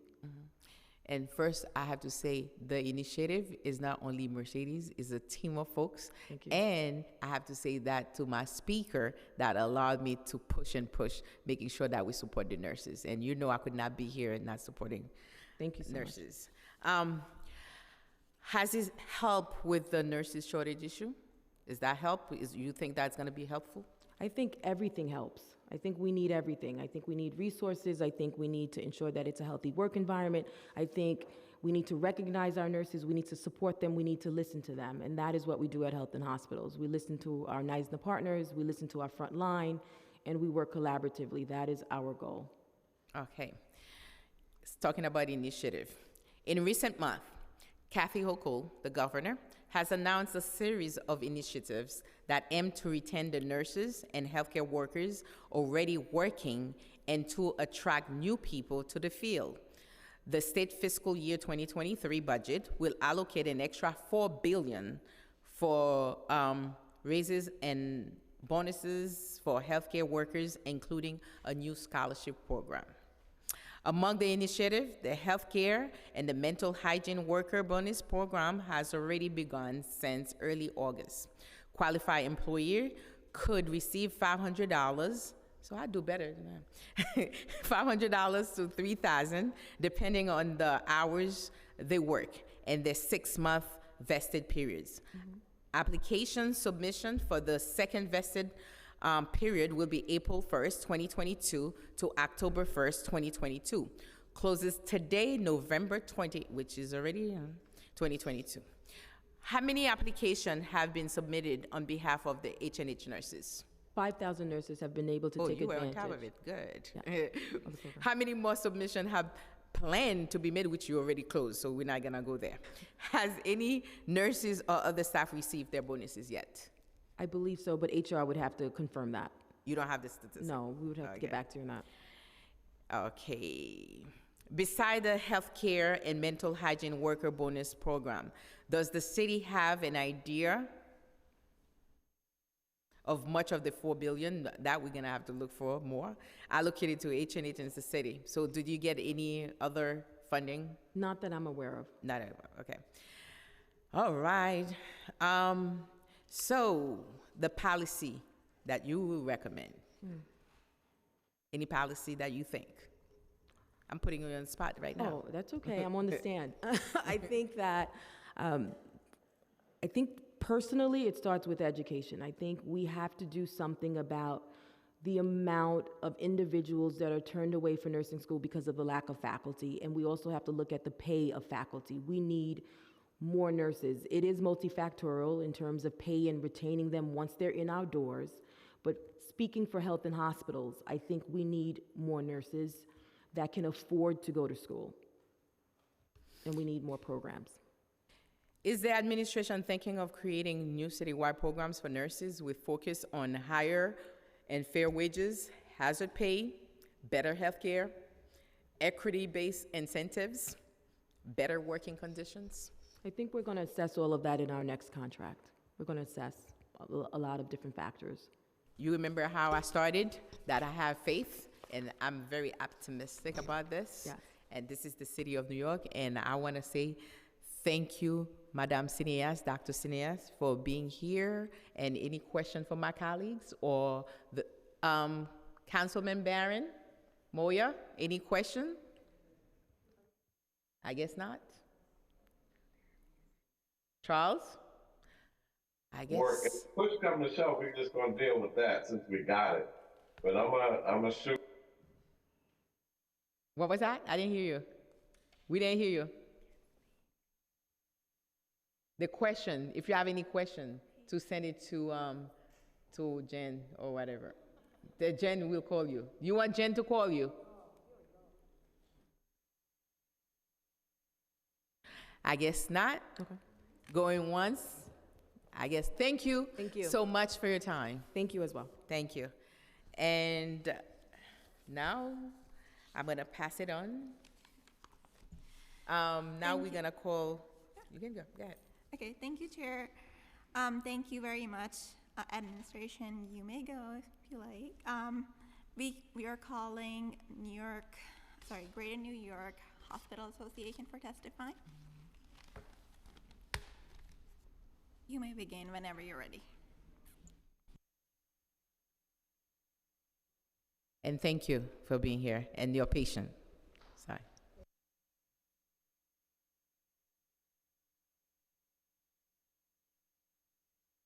a little bit, and thanking you for your optimistic view and comments as the start of this hearing today. And I think that's essential for us to move forward. So I really, really appreciate that. I also appreciated the comments that you made about increasing the student pipeline to the healthcare professions, and with a clear focus on equity to make sure that all populations have those opportunities.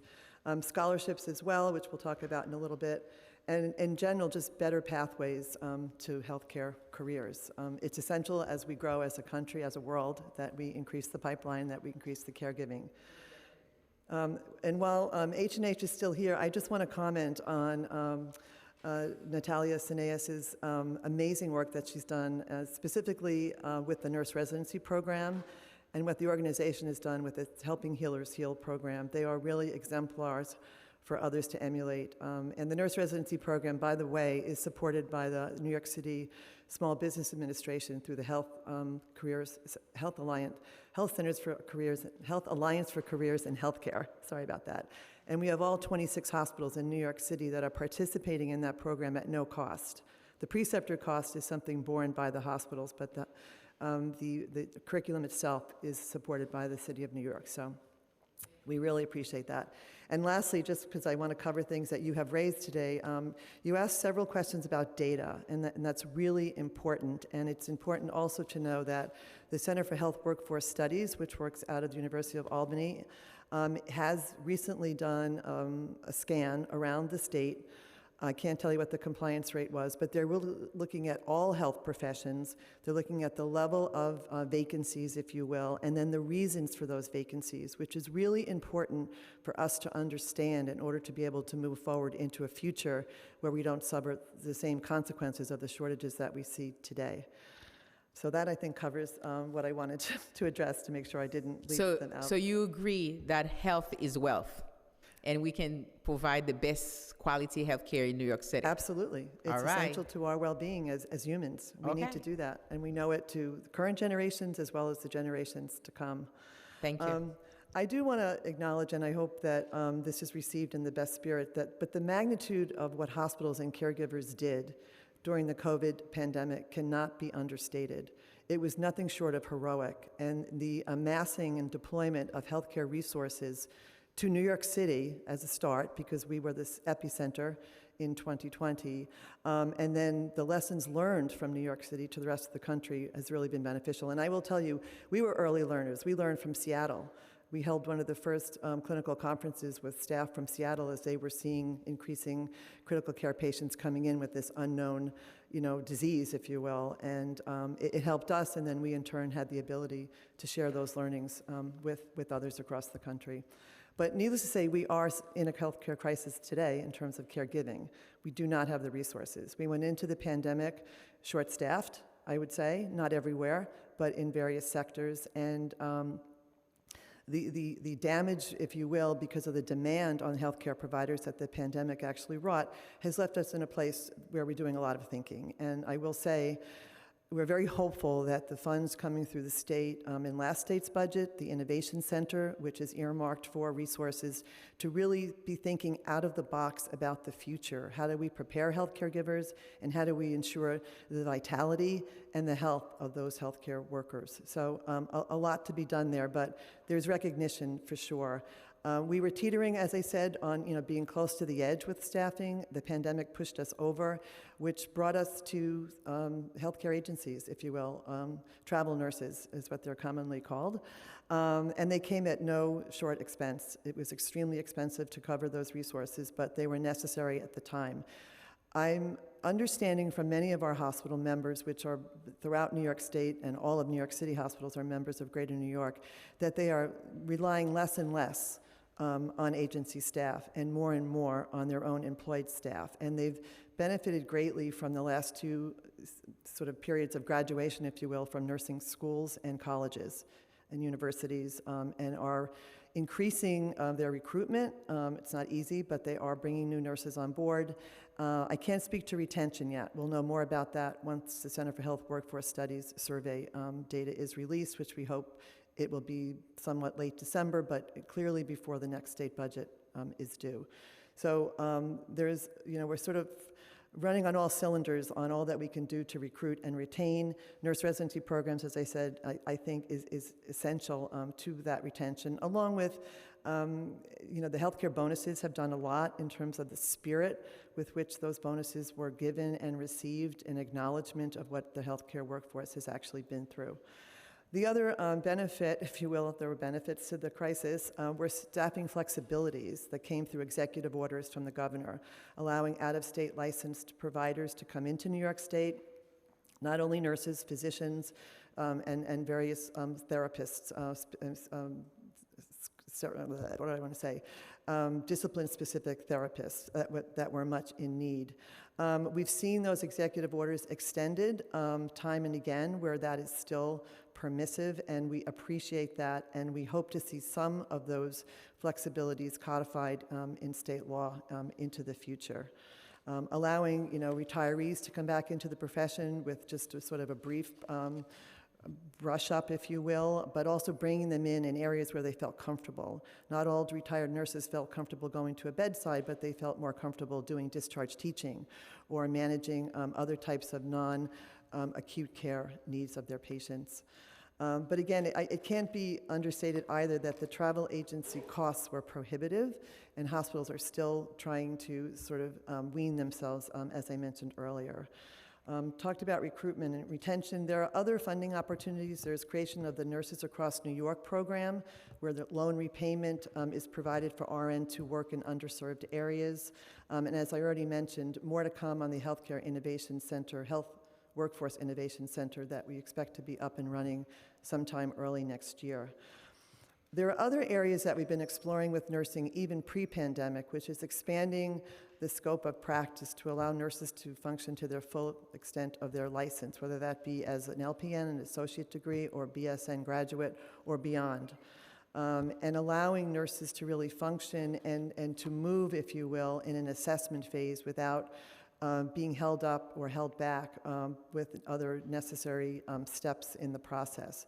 So we're continuing to push things like non-patient specific standing orders. We have a very successful prototype in the newborn care arena, and we'd like to see that extended to other clinical domains.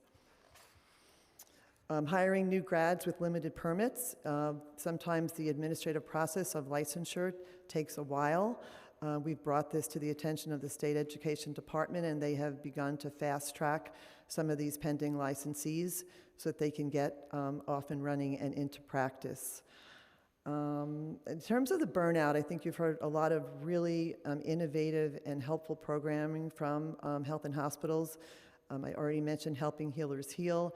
Greater New York has had a long-standing focus on workforce wellness, even pre-pandemic. We had a division that was dedicated to bringing programming to our members, whether it was at a nursing level, a therapist level, or a graduate medical education level, and where our practitioners across the state and across the country shared successes, shared best practices.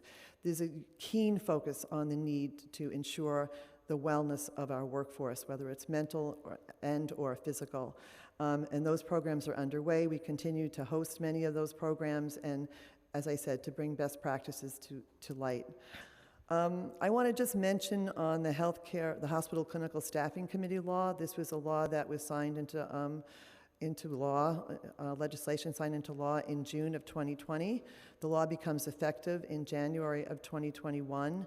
And it was an approach that was driven by best practices that we were seeing not only in our own academic medical centers, but across the country, of giving the healthcare workforce a voice in the staffing plan, the unit-level staffing plans. Those plans have been developed. They've been submitted to the Department of Health. If the plans can't be met, hospitals are required to amend the plan and submit that update to the Department of Health. The plans often provide a range of staffing per unit based on census and acuity, and again, give the decision-making for how to staff safely to those closest to the patients being served. So it's not a cookie-cutter approach. It's very specific to the resources you have, not only with nursing, but with other disciplines, respiratory therapy, physical therapy, nutrition support, all of the things and all of the components that go into ensuring that all of the patient's needs are met. So we're very hopeful. This is, we're going to have to sort of learn by trial and error, if you will, and hope that the spirit of camaraderie that came to bring these plans together continues into implementation of the plans. And in conclusion, I just want to say that, the keys to rebuilding our healthcare system are to further invest in New York's heroic healthcare workforce, to shore up chronically inadequate Medicaid reimbursement rates, and to support our struggling safety net hospitals. Additional funding has been earmarked, but more and more funding needs to be brought forward in order for these hospitals to thrive into the future. Thank you. Thank you for your time, and thank you for being here. We appreciate you.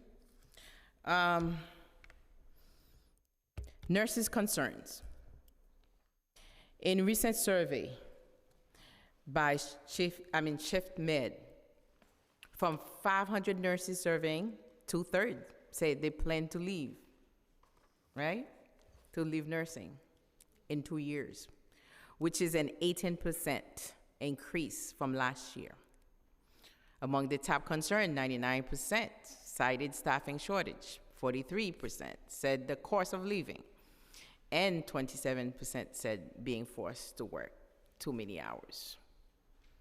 So what is Greater New York doing to increase the retention rates among their nurses?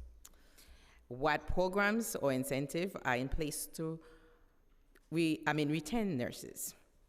Are they giving bonuses or hazard pay for working under challenging conditions while being understaffed?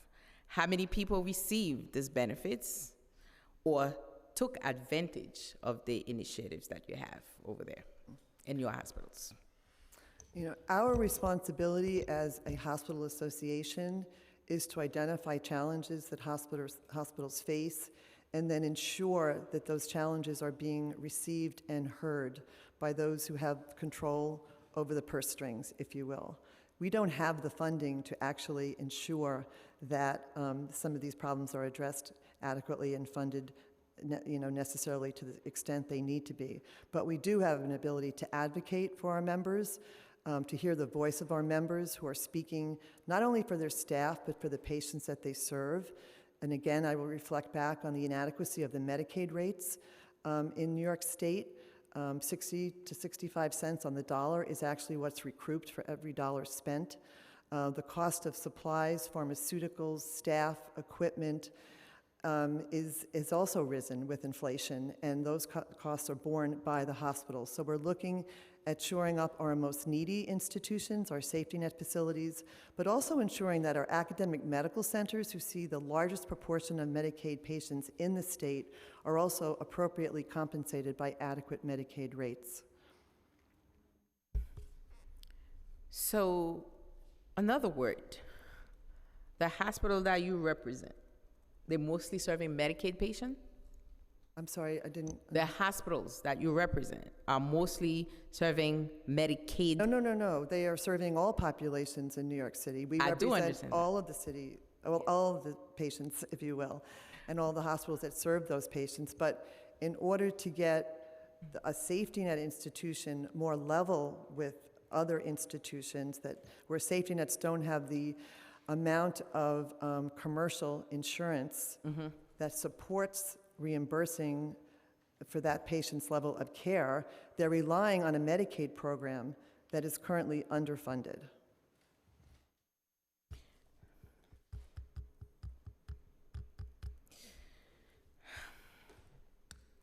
How much of your budget is reserved for increasing nurses' wages? Again, we are a hospital association. We don't pay nurses. No, I'm talking about the hospital you represent. I can't tell you what that number looks like. So you don't have the statistic or data from the hospital that's under your leadership? We have 150 hospitals who are members. We do provide, resources to them in terms of data analytics. I'm sure that, I shouldn't say I'm sure, that's available information, but it's not something I can speak to today. So therefore, the question that I want to ask, since you kind of like don't know the statistic of the or data of those hospitals, because right now, what the whole idea is trying to understand how what we're gonna do. Like I said, I'm very optimistic to see how we can solve the problem that we have in front of us today. We have NYSDA, we have H&H that can give me this report, but now talking to Greater New York that have representing a lot of hospitals, so how can we actually address the problem that's facing me? Because all the questions that I ask, if I have to ask you all those questions, what question, you've been in the room, what are some of the questions you think that you can answer? Because right now, we need to know what we're gonna do in terms of staffing in the hospital and how we're gonna make our nurses not a zero, but a heroes the way they're supposed to be. That's the problem I'm facing right now. And whatever the question that I ask, so I'm gonna have to run to my questions and see which one that you can actually answer for the hospital that under your leadership. I think I can give you a generalizable answer, but I can't give you dollar figures on what every hospital spends on its nursing budget. I know the nursing budget is a huge component of any hospital's healthcare budget, probably one of the biggest components, because it's the profession that is the highest volume of employees in a hospital, are their nurses. Our CEOs take nurses' issues, concerns, needs very, very seriously. I don't think they want to do anything but ensure that they have not only the right supply of nurses, the right type of nurses, but that their nurses are well taken care of with regard to benefits and salary, et cetera. So how about I ask you Priority is all I can say. I can't, put a number to it. I'm sorry. Even if I ask you about the tracker or what they do, do you have any data right now? You can say this hospital doing that hospital is doing this, then we can get somewhere to where what we're doing in each hospital. I don't want to be kind of like asking you all the questions that you cannot answer me. I want to work with you right now because I'm trying to get a solution to the problem that we're facing, having the testimony from them, from NASNA, H&H answered most of my questions, I would say a good amount, the way that I'm expecting. But now, how do we do that? What can we work together on what kind of question that I can get answer from? I'm not being a wise guy. I'm just trying so we don't spend a lot of time going around and making you feel like you don't have no data for me. Well, I don't have data to provide you such as that which you've raised in your questions. I think the areas that I covered in my remarks are the areas that we are most familiar with because we work with our hospitals on all of those issues. We work with our hospitals on developing staffing plans and responding to all of the attendant laws that they are required to comply with. So short of, I can't get into numbers in terms of, or percentages, but those data, hospitals, those data exist. They're nonprofit hospitals. They are, publicly available to a certain extent. I don't know if every question you're seeking an answer to is available. Like the ratios for the nurses in ICU of the hospital that you represent. What's the ratio of nurses to patient in ICU? 2 to 1 based on acuity, and it can be 1 to 1 if it's more serious. It's not based on being in an ICU, it's based on the acuity level of the patient's needs. Got you. So it's based on the patient in the ICU. What's Correct. The level of acuity they have? Like if they're very acute, renal failure, all this Correct. thing, cardiac, then you determine if it's 1 to 1. Okay, fair enough. Med-surg. There's a range. I think you're hearing about a range. I think we heard about 1 to 5, 1 to 6 is a goal. And there's always the goal, and then there's sometimes the reality that interferes with the goal. Mm-hmm. And I think you, as a practicing nurse, understand those realities. Mm-hmm. Hospitals are, held to understanding foreseeable variations on a plan, meaning they should understand whether it's winter weather conditions or a declared disaster would take the plan probably offline, but some sort of local type of issue that has kept staff from getting to work, hurricanes, weather, things like that. But there are plans, and hospitals try to be vigilant and meet every element of those plans. And many of them have ranges, because again, the acuity on even a med-surg unit can vary. You can have 3 patients waiting to go home, but no one has come in to pick them up, which could increase potentially for that assignment the number of patients, but the needs of those patients are much less than your typical med-surg patient. So it's sort of the practical reality of what does the patient need and how can we best serve that need. Yeah, but that's the reason we have the law that we have to have the basic, because we have to be practical. I got it. Because there is sometimes that the nurses don't show up to work. You have to use the staff. I understand all that. But like the minimum that we can, like this is the ratio. But in kind of emergency, this is what happened. I can get that one. I'm a very, very practical person. The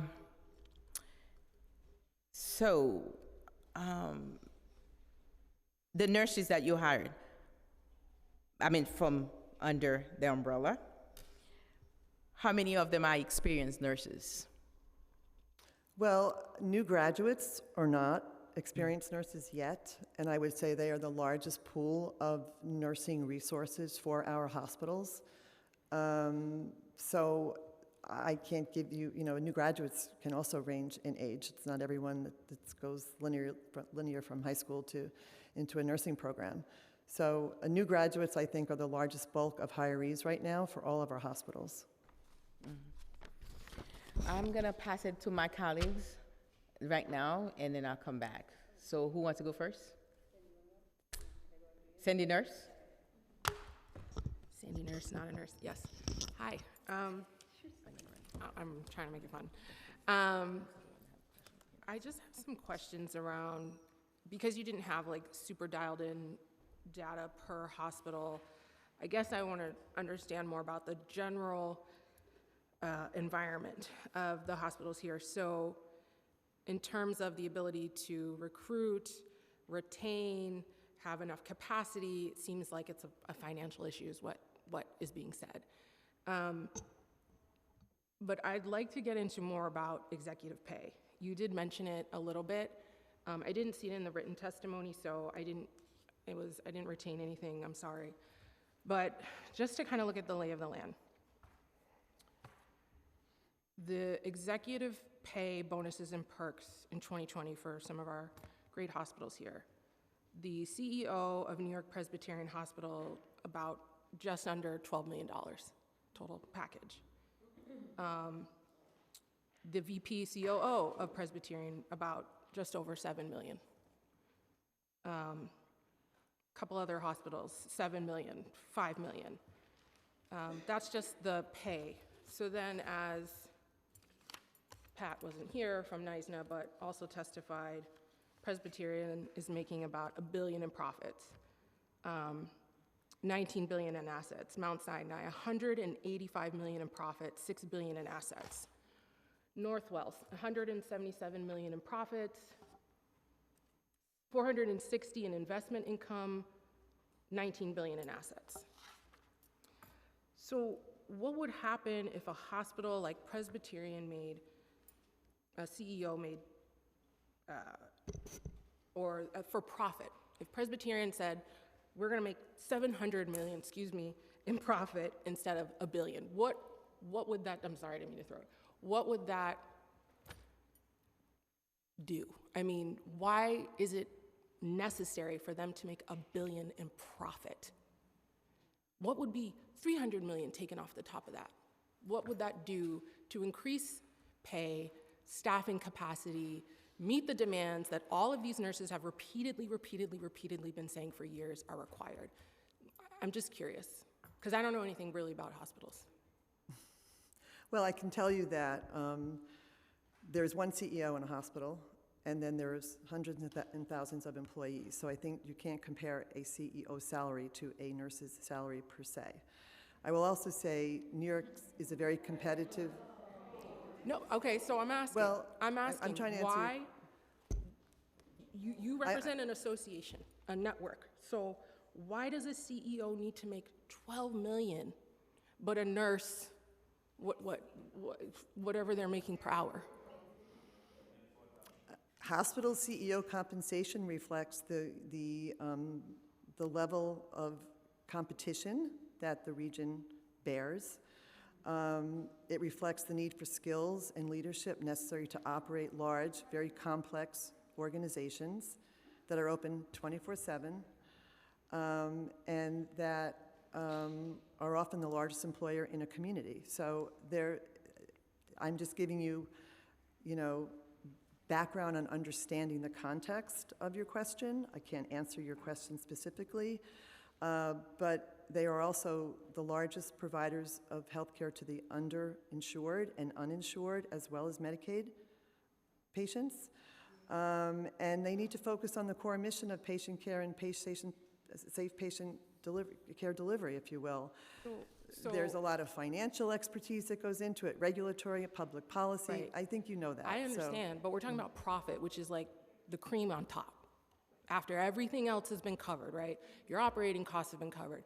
You've paid for things. This is the top. So if Presbyterian, as an example, I'm just picking on them, said we're going to pay $7 million instead of $12 million to our CEO for everything, packages, the bonus package, the perks, executive pay, how hard would it be? Would it be impossible for Presbyterian to recruit a competent, capable, caring CEO? I can't answer that question. You can't answer that. I mean, because you've got someone else who's doing it at $5 million. I think you're missing in your question, where do those quote-unquote, it's really excess after costs as opposed to profits. Where do they go? They go back into the workforce. They go into pharmaceutical costs, inventory costs of every nature in a hospital. So and you're you know saying that's very profit is not complicated. profit in this case? You're saying profit is These reinvested? are nonprofit hospitals. Right, I understand that. So then what I'm saying is, if you're able to bring down the cost of your executive because your workforce that's doing the business of the hospital is not able to stay in their jobs because they're paid terrible wages, we're saying, what would happen if you brought it down a little bit? Can't you still recruit and retain top-level executive leadership?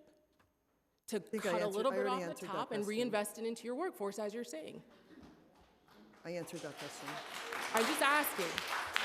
I don't know anything about hospitals. It's okay. I've just got health insurance for like the first time in 10 years, so I don't know much about hospitals. But it seems like there would be enough in the pot to bring it down.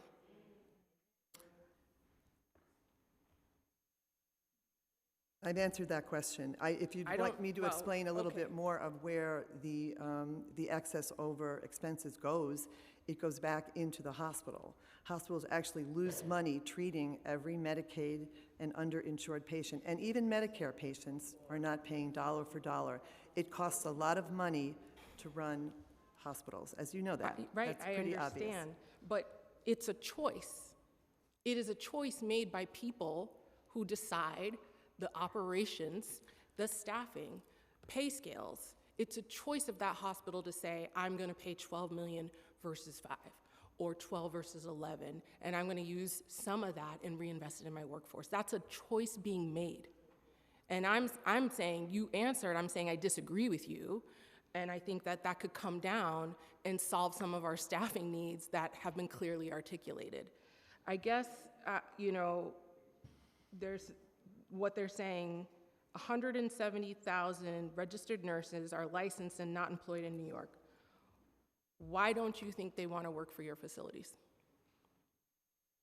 Why do I think they should Why want don't to you work? think nurses want to work at your facilities, and what do you think could be done to change I that? think many nurses want to work at our facilities. They want to practice their profession.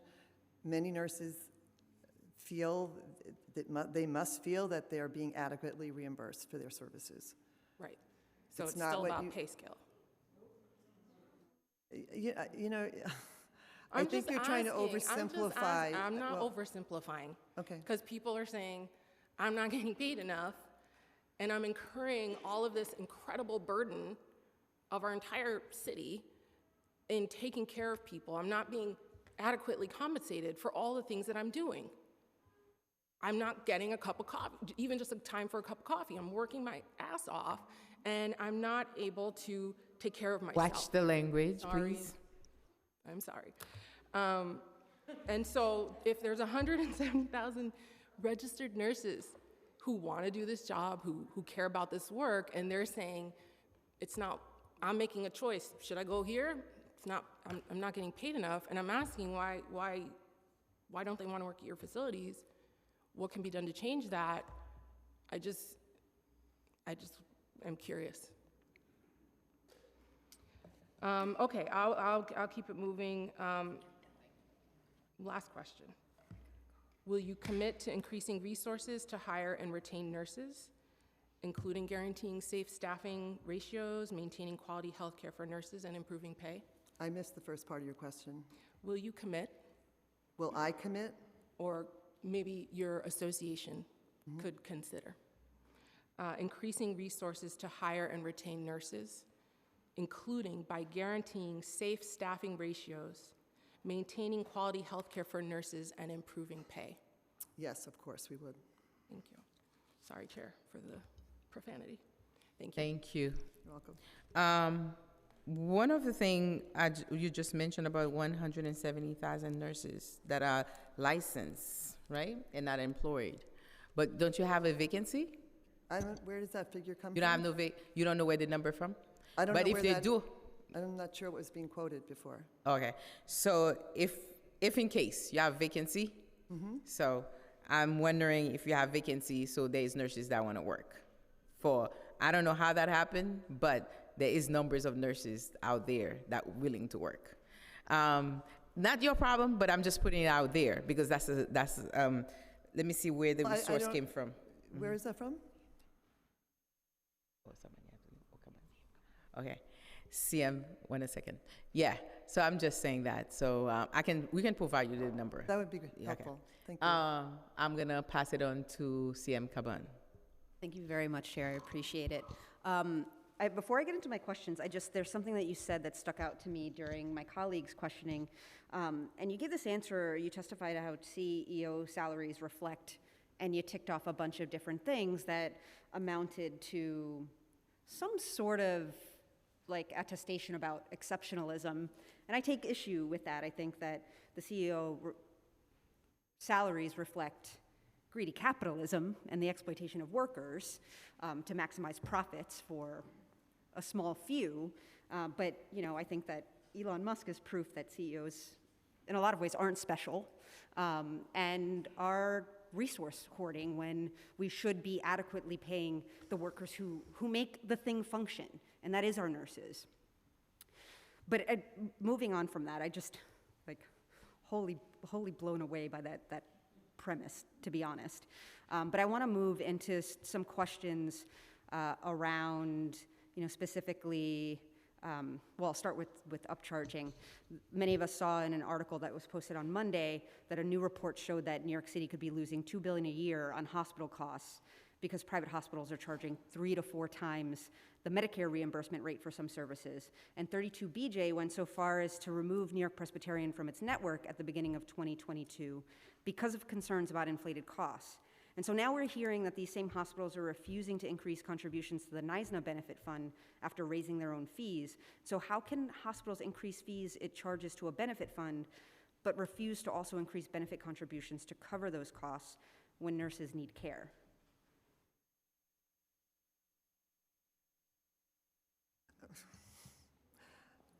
I mentioned a few minutes ago, I think, in an earlier topic, that there are a lot of factors that contribute to costs in hospitals. Rising drug and medical device costs, New York's medical malpractice environment, which is exceptionally high relative to other parts of the country, inflation, a complicated regulatory structure, higher labor costs, and underinvestment in the social determinants. Biggest culprit, massive insurer profits to the tune of billions, which are taken out of the state, where many of these corporations are actually licensed. So I'm not sure that's going to be a satisfactory response to you, but I think all of the costs that go into delivering health care from a small safety net hospital to a large academic medical center need to be considered. I mean, you're right, it's not all that satisfactory, but I'll move on. And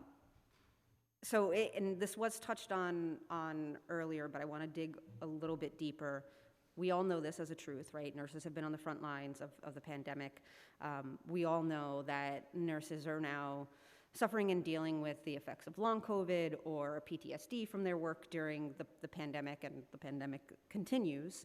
But hospital trustees to the NISNA Benefit Fund have shared a list of 35 cuts that they're looking to make.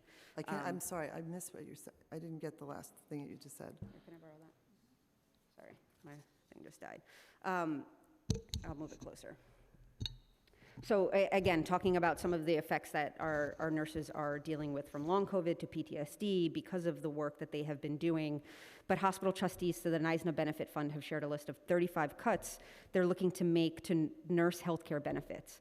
And so a question I pose to you is how do you possibly consider cutting healthcare for COVID nurse heroes, for frontline COVID nurses, and won't those cuts hurt your ability to hire and retain staff?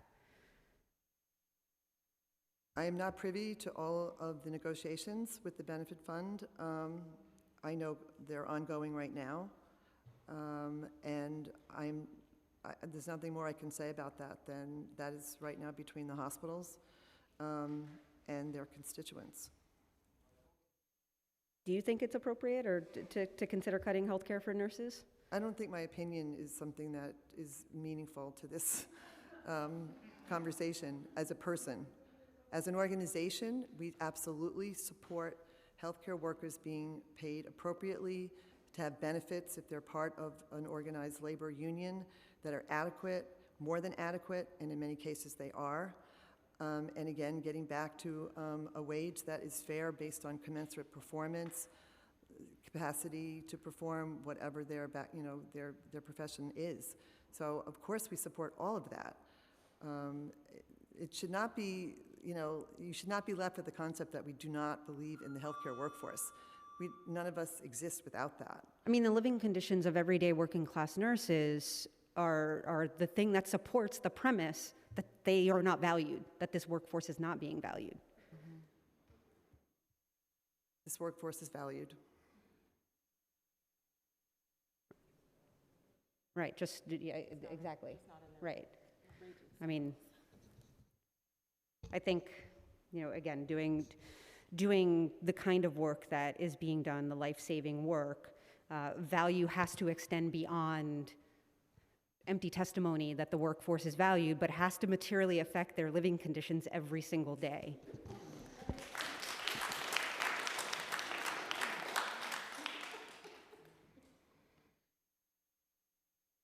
Okay. You have a question?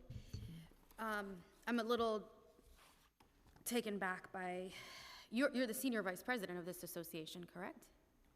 One senior vice president, yes.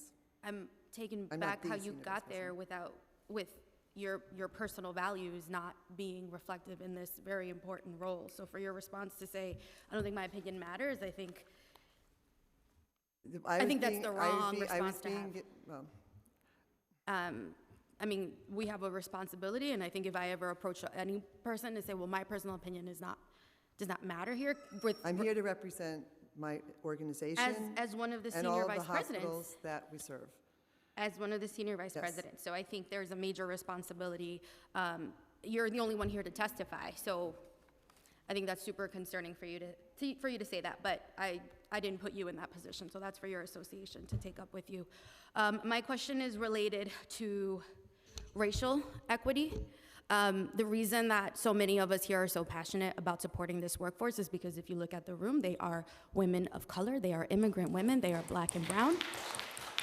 And in like any profession that is composed of mostly women of color, nobody cares. And so saying that their work is valued is an insult when their work is valued in every way except their income, accept salary, accept in the way that they need to continue to do this work. So my question is about kind of what we saw during the pandemic in the institutions, what are called safety net hospitals, but any hospitals that were taking in patients. What is the plan in your position as senior vice president, but like what can you share from the association as far as what is the plan to support equity and measures for equitable service and equitable pay for these hospitals and for the nurses in these hospitals so that they can continue to serve the folks that look like us, so they can continue to serve the people that need it most in these communities? Equity and every aspect of what equity means in a person's life, as a caregiver, as a patient, as a hospital association professional, is very much top of mind. It's very much part of the everyday goals of our organizations, and now it's been codified in many different requirements to ensure that nothing is missed, whether it's federal CMS requirements, accreditation organization requirements, and New York State in and of itself with regard to many different aspects of healthcare delivery is laser focused on equity, as are our hospitals. And they are emerging as leaders and sharing the wealth, if you will, of what they're learning of how to ensure an equitable experience in the healthcare system for all patients that they serve. But what are some of those examples? What's going to keep a constituent, a Black constituent of mine, from feeling that they have to go to an affluent hospital in an affluent neighborhood because they just didn't have the care that they deserved at a neighborhood hospital? We're really beginning to learn and to look at how ethnicity, race, underlying family history, if you will, how all of that manifests itself into the disease processes that are treated in our hospitals, whether it's in an ambulatory care center or in an acute care medical center, and to identify what are the supports that we have to give that patient to ensure that they have an equitable experience of the healthcare system. It's not about equality, it's about equity, because not everybody has the same personal wherewithal, if you will, to even receive healthcare services in the same manner. Is it a matter of transportation, that they can't get to the appointment? What do we do to address that need? Is it a matter of not picking up pharmaceuticals? It could be transportation, it could be cost. It could be lack of understanding, it could be language, it could be interpretation or lack thereof skills that are either afforded to that individual or that they are not getting on their own. It's looking at where they live and how they live. Do they have stairs? If they've had an orthopedic procedure, is someone understanding of what the home looks like before that patient is sent home? So there's every aspect of life has an equity opportunity focus, if you will. And as a healthcare system of providers, we are deeply engrossed in this and will succeed because our patients need to succeed. It's not about the hospital success as much as the patient's success. So my last question, so I don't think that quality and equity are interchangeable. I think they live in the same home, and so I think that that's really important. And I don't know if I misheard what you said, where you said it is about quality. Equality. Quality and equity absolutely go hand in hand. It is about equity and quality. And what are some of the steps that we can expect as far as what your findings are demonstrating as far as racial equity? What are some of the steps that the association is taking to support your membership, to support the nurses that are serving these communities, that are serving these hospitals? In many instances, these nurses are also of color, and I think a lot of what was raised today, kind of where equity lives within even their own profession, what are some of the steps you're taking to achieve that even amongst your membership, to better serve the communities and to do exactly what you just said you're hoping to achieve? One very simple step I think that we've all really understand now how meaningful it is the voice of the patient. What is the patient telling us, or what is the patient not able to tell us as we assess what their needs may be? Again, through the course of it, chronic illness, acute care hospitalization, or just long-term disability that they need to live with and that their family needs to live with, and what are the supports that need to be provided. But I don't know that we've been as good at listening to patients as we are becoming. And that's at all stages of the healthcare sector, whether it's a surgeon in the operating room to understand someone's pain threshold or lack thereof, or someone that's in an ambulatory care center, a federally qualified health center, that, just can't afford those monthly prescription bills. How do we get them those medications to ensure that they have an equitable chance of living with a disease that someone with better means can, because they can access those medications? If those examples, hopefully they're meaningful, but it's at all stages of healthcare, it's all stages of life, honestly. Thank you. Those questions happen to be very important because we want to get to the bottom of it. Like I always said, I'm very optimistic.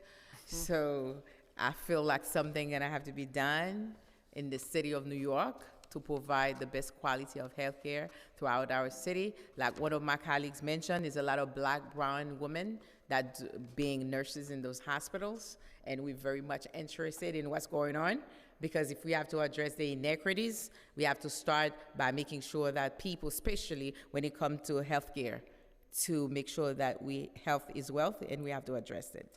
And when we're looking at the pay and the bonuses, of course, it's a public knowledge, people are gonna ask questions. And I pray that whoever in charge, whoever leading each hospital, have to pay attention. Because this question right now is, how do we address the inequities in our city? In 2020, yeah, I know you're clapping because that's very important, and it's not only for the level of hospital, but throughout this, every level. And in 2020, New York hospitals received hundreds of millions of dollars in federal relief fund, the CARE Act. Can you give us an accounting of how much, if any, CARES Act money was used to improve staffing?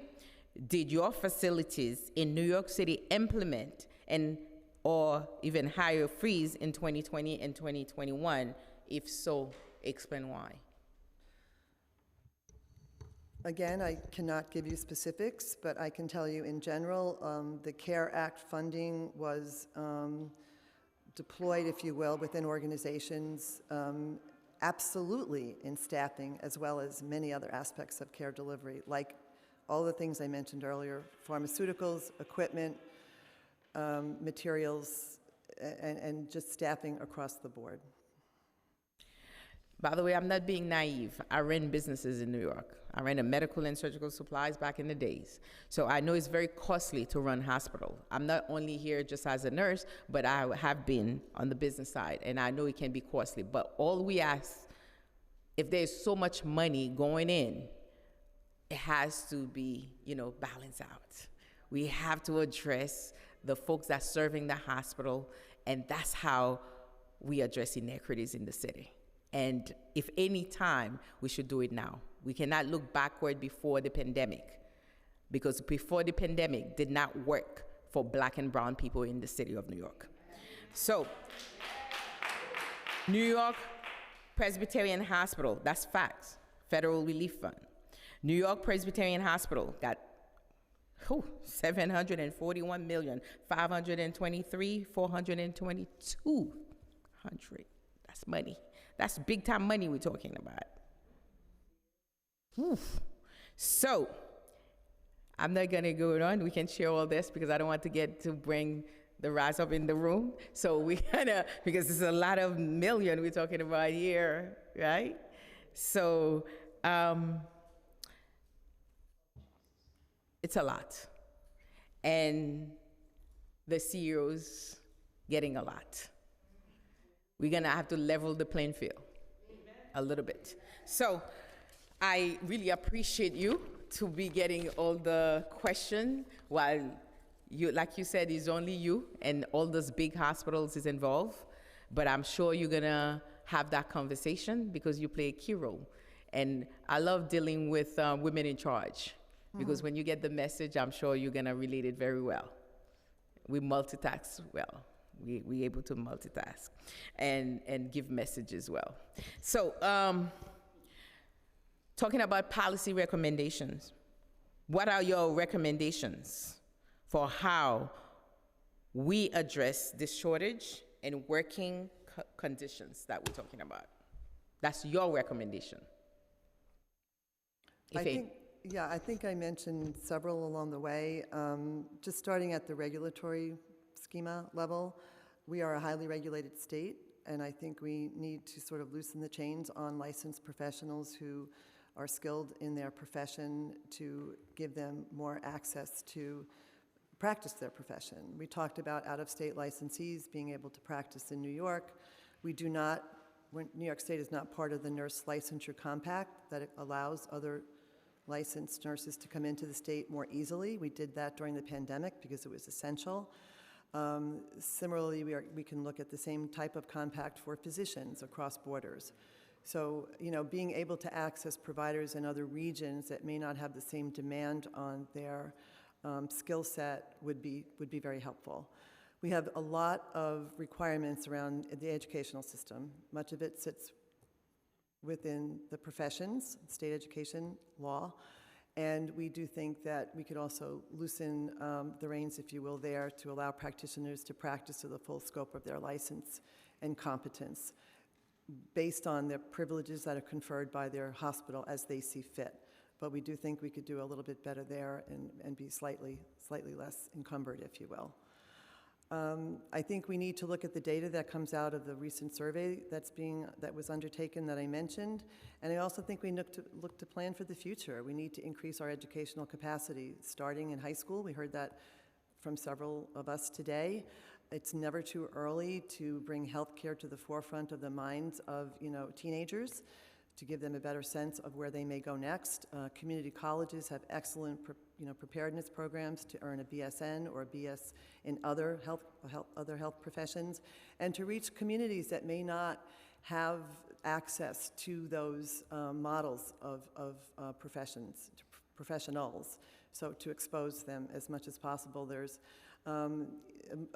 one of our long-term care providers is a big believer in that, in going into high schools and teaching students what it means to be a healthcare provider, even at the most basic level, and bringing them into the long-term care community to understand what it's like to age, what it's like to look at a relative who is in need of that kind of attention.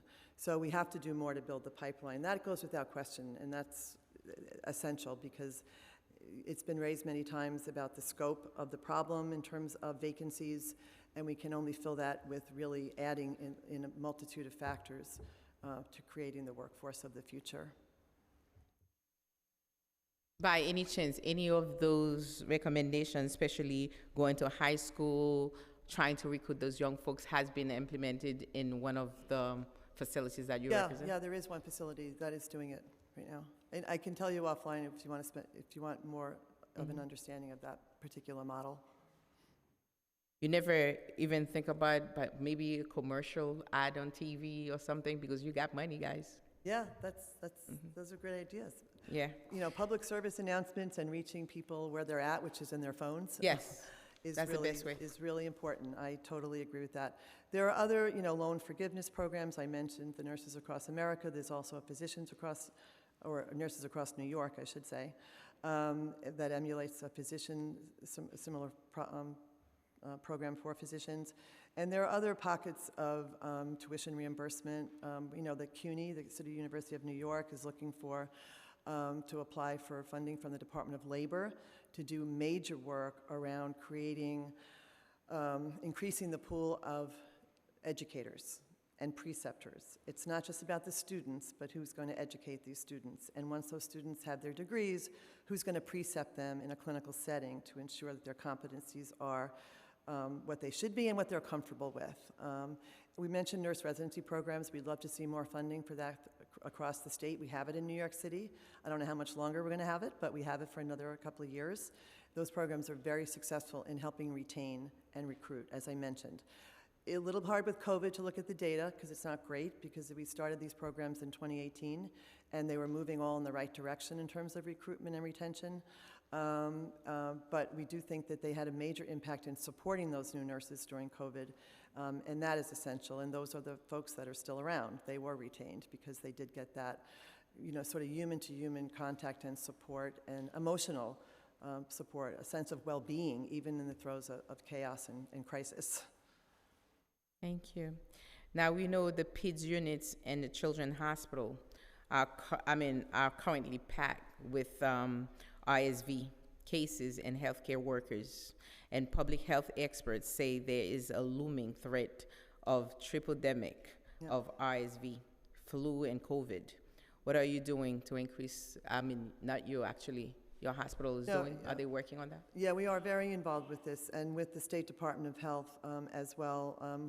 There are data being collected on a daily basis about pediatric capacity, and it hasn't been broken down separating RSV out from other illnesses, but we know we touch base with our transfer centers once a week. They are now functioning safely. They don't feel that there's still a lot of capacity in the system. But it's really hard to tell until we get through at least a week after the holiday, the Thanksgiving holiday, when a lot of folks are not going to the doctor necessarily right away, and there's always a little bit of an after effect. But we have a meeting tomorrow with the transfer centers, but in New York City, they've been able to keep up. The pediatric hospitals are expanding their capacity. They're moving older adolescents, 17 and 18-year-olds, to adult floors if they need to, continued hospitalization, to make room for what are much younger children than we've ever seen with RSV. We're talking 6 months old, which is very, very unusual. But some of it seemingly is explained by, the sisters and brothers that are in preschool and bringing home something that these infants have not yet developed immunities for. So we're also seeing very short lengths of stay with RSV. Within a day or two, these infants are being discharged, and the older pediatric population, less than 5, which is a good thing. It really just takes some medication and some aerosolized therapeutics to open up their airways, and they're able to go home. But we are very much on top of this, and the academic medical centers have been really the hardest hit, because that's where the sickest kids are brought. We don't have as many pediatric beds as one might think. Every hospital does not have a pediatric unit anymore, but there are centers of excellence that have been able to absorb these cases safely. So far, we've been, it's been very stable, I'm happy to say. So there is no need for increasing staffing, because we don't want to get like COVID timing, like if it's keep on increasing. I think staffing is a separate, to prepare, because we don't want people, the shortage we had last time in COVID, anything that we have to be alert. We have to learn from what took place with that height of the pandemic. Right. Yeah. So I'm going to say thank you for your time. I appreciate your time, and I'm very optimistic. So let's do again this. Pleased to hear you close with optimism, and I thank you very much for the opportunity to appear before you. Thank you. And your council today. Thank you so much. Turn over to the council. Thank you, Chair, and thank you very much, Vice President Ryan. We will now hear from the public. I would like to remind everyone that I will call up individuals in panels, and all testimonies will be limited to 2 minutes. So, thank you. Sergeant. Please wait for the sergeant at arms to announce that you may begin. And before that, I will call on our first panel. That is Julia Quantz, Craig Barrick, Ari Moma, and Lorena Vivas. Apologies if I mispronounced anyone's name. Thank you.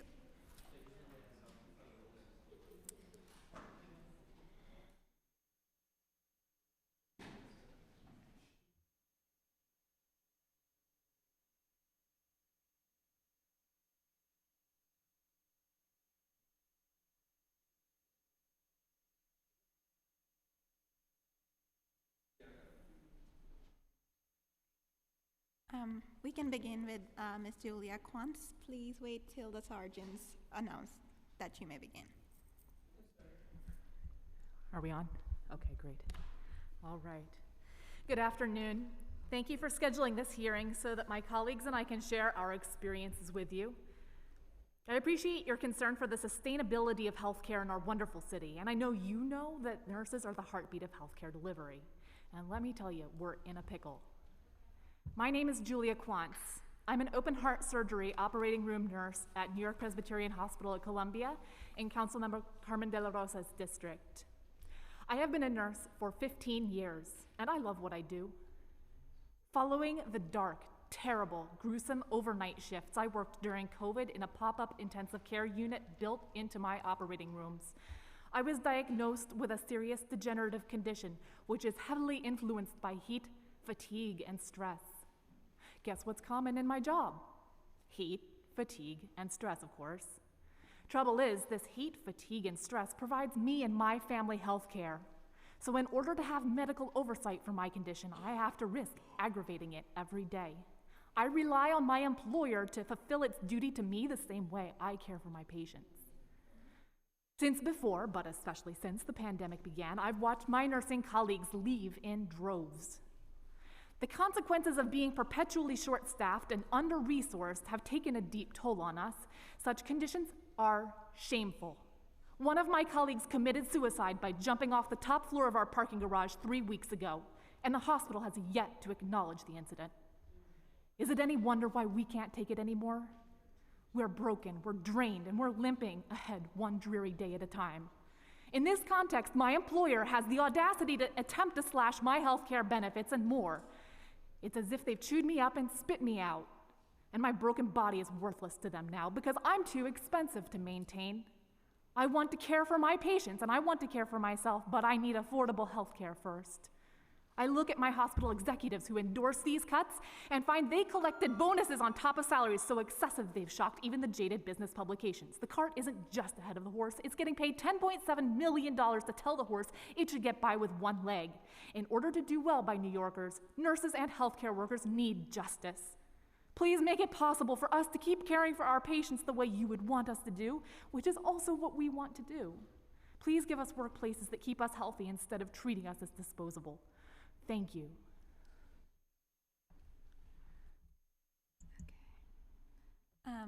Craig Burke. Good afternoon. Thank you for holding this hearing today and taking the time to listen to the experience of nurses. My name is Craig Burke. I've been a registered nurse for 12 years and currently work in the emergency room at Flushing Hospital. I would classify our current situation as a healthcare crisis. Because of the short staffing and unsafe working conditions, nurses are fed up and exhausted.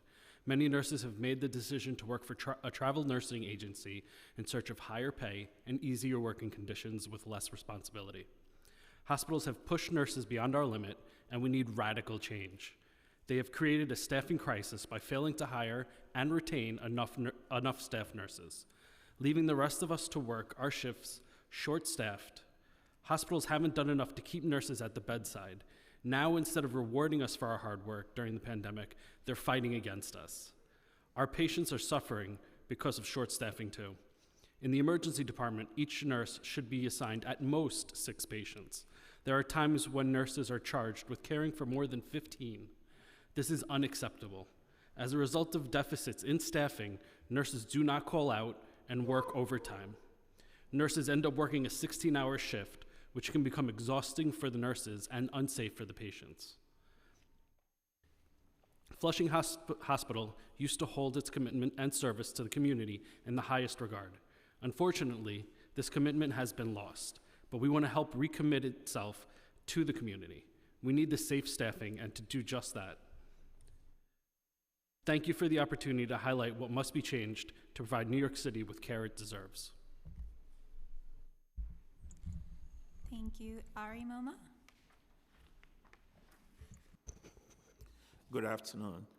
Thank you for giving us this opportunity to express how we feel when we walk into the hospital.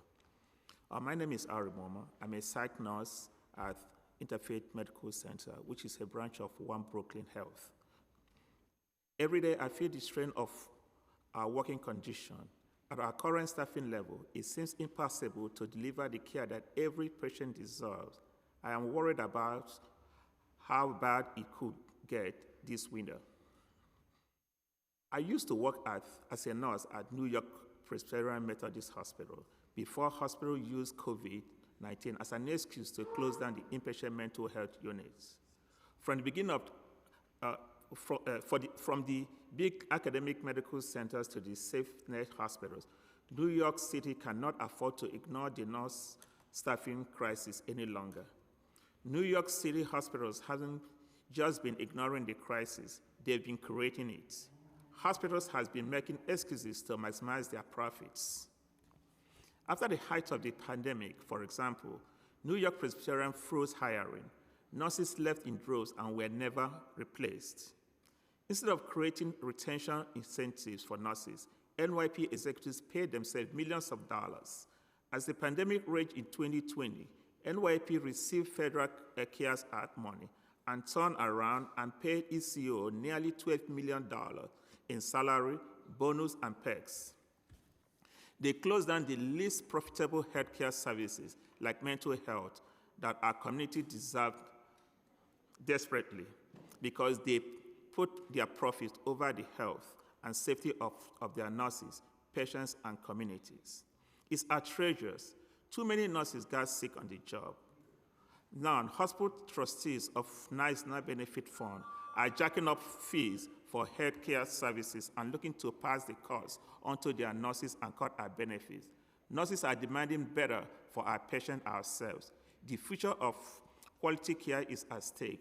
New York City nurses are united, are fighting for their fair contracts. We thank our allies in the New York City Council for their solidarity, for understanding that our fight is your fight, and that our working conditions are your patients' care conditions. We are ready to do whatever it takes to win respect for nurses and our patients. Thank you. Thank you. Lorena Vivas. Good afternoon, everyone.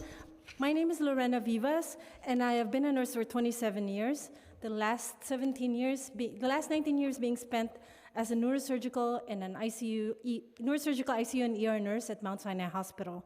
Currently, our hospital has over 500 vacancies.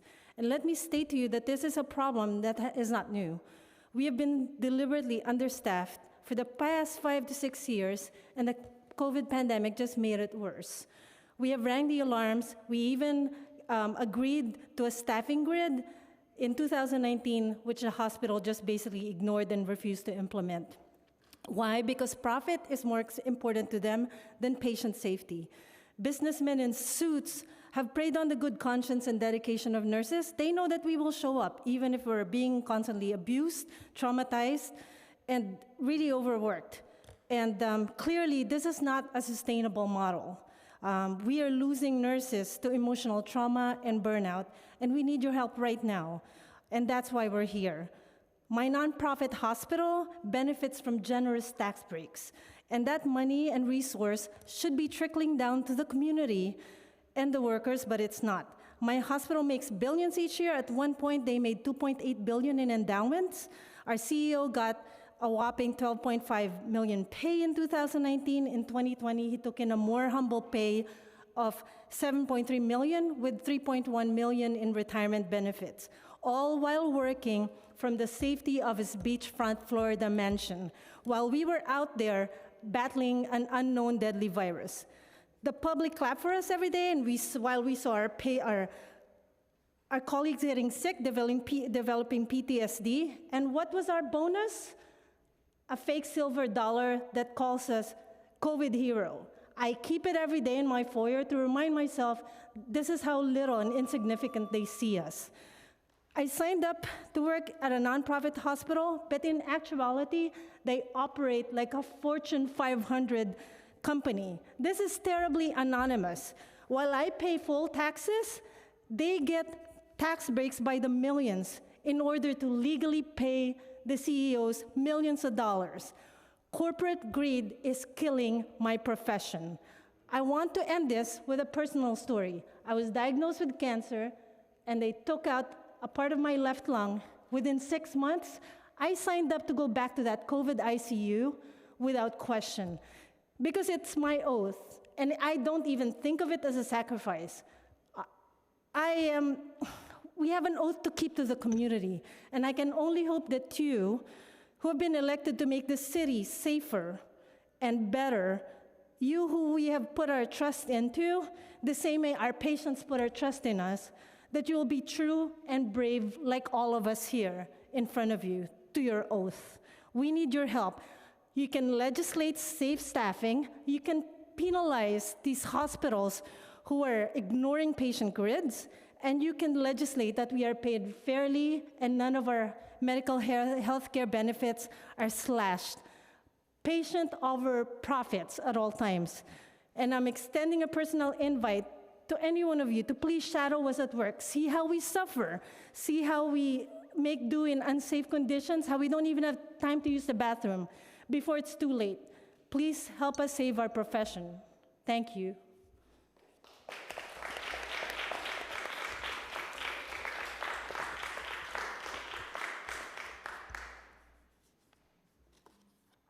Thank you so much. You said your name was Lorena, right? Yes. Thank you, Lorena. And my mom was a cancer patient at Mount Sinai. I had surgery this summer, and I think it's because of the nurses while she was there for 2 weeks that she is truly here today. So I want to commend you because thank you so much. I don't think that the level of care that you all provide to families is compensated enough. And for you to be a patient yourself and still come back, we're failing you. I just want to make, in your testimony, you said that deliberately for 5 years at your hospital, at Mount Sinai, you were understaffed. What are some of the responses that you as a nurse are getting? What is the reason? Because it wasn't just from the pandemic. You said it was 5 years ago or from longer. What are some of the reasons that they're saying, hey, we can't hire more nurses? What is it that they're saying, and how is that translated to you on the floor while you're going and clocking in for your shifts? I can speak for my unit, the neurosurgical ICU. Half of our staff has left to become travel agents, have left to join travel agencies, before the pandemic even, and a lot more even left during the pandemic. You cannot blame them. They were being paid $150 to $200 per hour, while we get $50 per hour. And it's much less because I'm a senior nurse now. The younger nurses get much, much less than that. And we have hired new people, but they are unable, the hospital itself is unable to retain its nurses because of the poor working conditions. In my ICU, for example, we have had, we're lucky because we have the union. And through the union, we've had meetings with them. We've had steps programs how to prevent understaffing, but all this was largely ignored. And like what I'm referring to you right now, in 2019, our union was able to win a contract for us to get safe staffing grids. It was largely ignored by the hospital. On the daily, in my unit alone, there's at least 2 nurses that work from 7 to 7 p.m. They stay till 3 a.m. because there's no nurse to come after them. And at 3 a.m., they're going to be understaffed again. And these are really sick aneurysm patients on ECMO, on CVVH, and a nurse will have to have 3 to 4. It's mind-boggling to me how they have money for travel nurses, but they don't have money to hire regular staff. And they keep telling us that there's a nursing shortage, but it's really not. It's their failure to retain nurses because we've been abused for a long time. And I mean, I'm thankful that I have a union, but I can only imagine hospitals that don't have unions. I'm sure they see it much, much worse. And I don't know what else to tell you. But I really appreciate that you guys are here to help, and I'm, as an aside, I'm happy that I see faces and gender that is like mine, hearing problems from people that look like this, because several years ago, this is not possible. And I'm so thankful. Just seeing you guys here, I used to play basketball with Tiffany. Oh, really? Yes, so I am very grateful. Did she see you?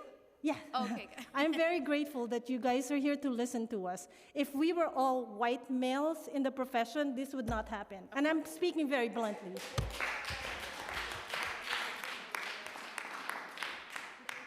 You're welcome. And I want to say thank you and appreciate your testimonies. And that show, Ms. Vivas, that show your dedication to the profession. And I know that many of nurses, that's the way we think, but for you, after surgery in less than about 6 months, for you to come back, that showed the dedication. And not many profession where people are gonna put others' lives first before their own. So I thank you, and I thank you all for the commitment to stay, not hanging your coats yet, because guess what? We need nurses, and we need to do everything we can to address it in New York City. And we'll do our very, very, very best to make sure that this time around, like you said, we're in the space for a reason. So thank you. Thank you.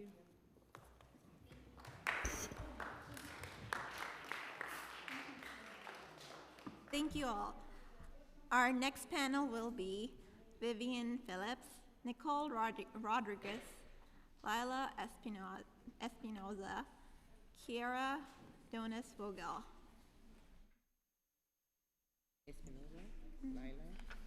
And Kiara.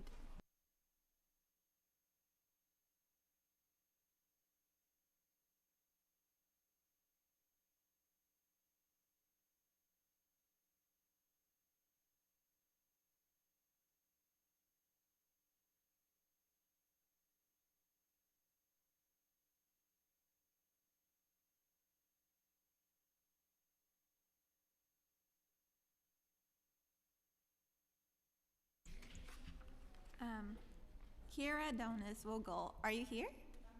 Oh, sorry. So who's missing? Vivian Phillips. Oh, no, Nicole? Okay, apologies. Then we can get Vanessa Weldon. Oh, there are two Nicoles. Okay.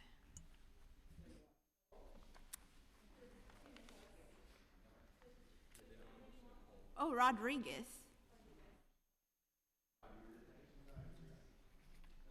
Okay. Okay, I will add that other Nicole. Apologies. Here. Oh, she's not here. Okay. We can begin with Vivian. Whenever you're ready. Vivian?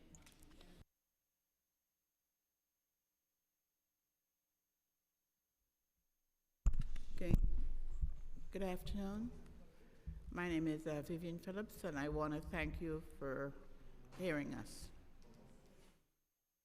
I am a registered professional nurse at Kingsbrook Jewish Medical Center, a part of the One Brooklyn Health System.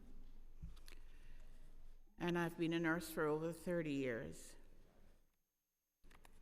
Class of 1976, graduated from Kings County Hospital School of Nursing. First, I worked as an emergency room nurse, ICU nurse, now I'm a case manager. My job is to coordinate care, educating, discharging patients safely, interacting with insurance companies, coordinating the referrals with social services, basically making sure my patients are getting the treatment that they need. Case management work is really important because our patients can be very sick. Many have chronic illnesses, many have poor health and several diagnoses.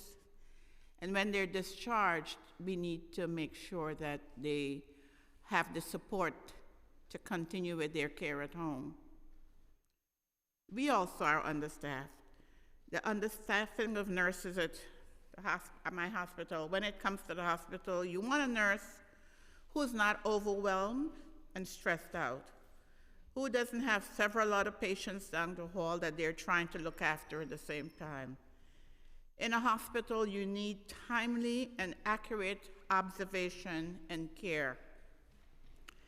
It is very upsetting to constantly feel like you're falling short as a nurse. It makes it hard to retain nurses. Our pre-pandemic conditions were not ideal, but COVID-19 magnified our problems tenfold. Our patients are sicker than ever, and we are more understaffed than ever. There was this idea that hospitals in Brooklyn, basically our safety net hospitals, could reduce acute care beds and essential health services, and primary care services would expand to serve our community's needs. But it's not going to plan. There are not enough primary and preventative care services available. Patients have not been educated and empowered on how to access these services. And now there are fewer and fewer hospital-based services to serve their needs. I feel like we're failing our communities because I can see patients suffering. I can see the negative outcomes. The people at the top making the decisions are so far removed from the reality that nurses see every day that they wouldn't even adjust the plan to meet the needs of our patients. All right. Oops. But that's what we're asking for the hospital executives to listen to the nurses. We understand that we are caring for human beings. They need to be treated with dignity. They need equitable quality care. Nurses look at the evidence, read the studies, and see firsthand with our patients that safe staffing saves lives. I saw that very personally recently from a different perspective. I became a patient at a hospital that was not a safety net hospital. I was so terrified as a patient. I had a nurse at my bedside who saw the change in my condition and was able to react quickly. I felt so grateful that there was enough nursing staff that day in that hospital because my outcome could have been different. I want my patients to experience that level of care, quality care always. I want a fair contract that guarantees safe staffing, that helps the recruits and retain nurses for quality care and for health equity. I want a fair contract that includes community input about the services our hospital and our patients want. I want to do everything that we can to improve the health of our community. The safety net hospitals have been functioning for too long in survival mode.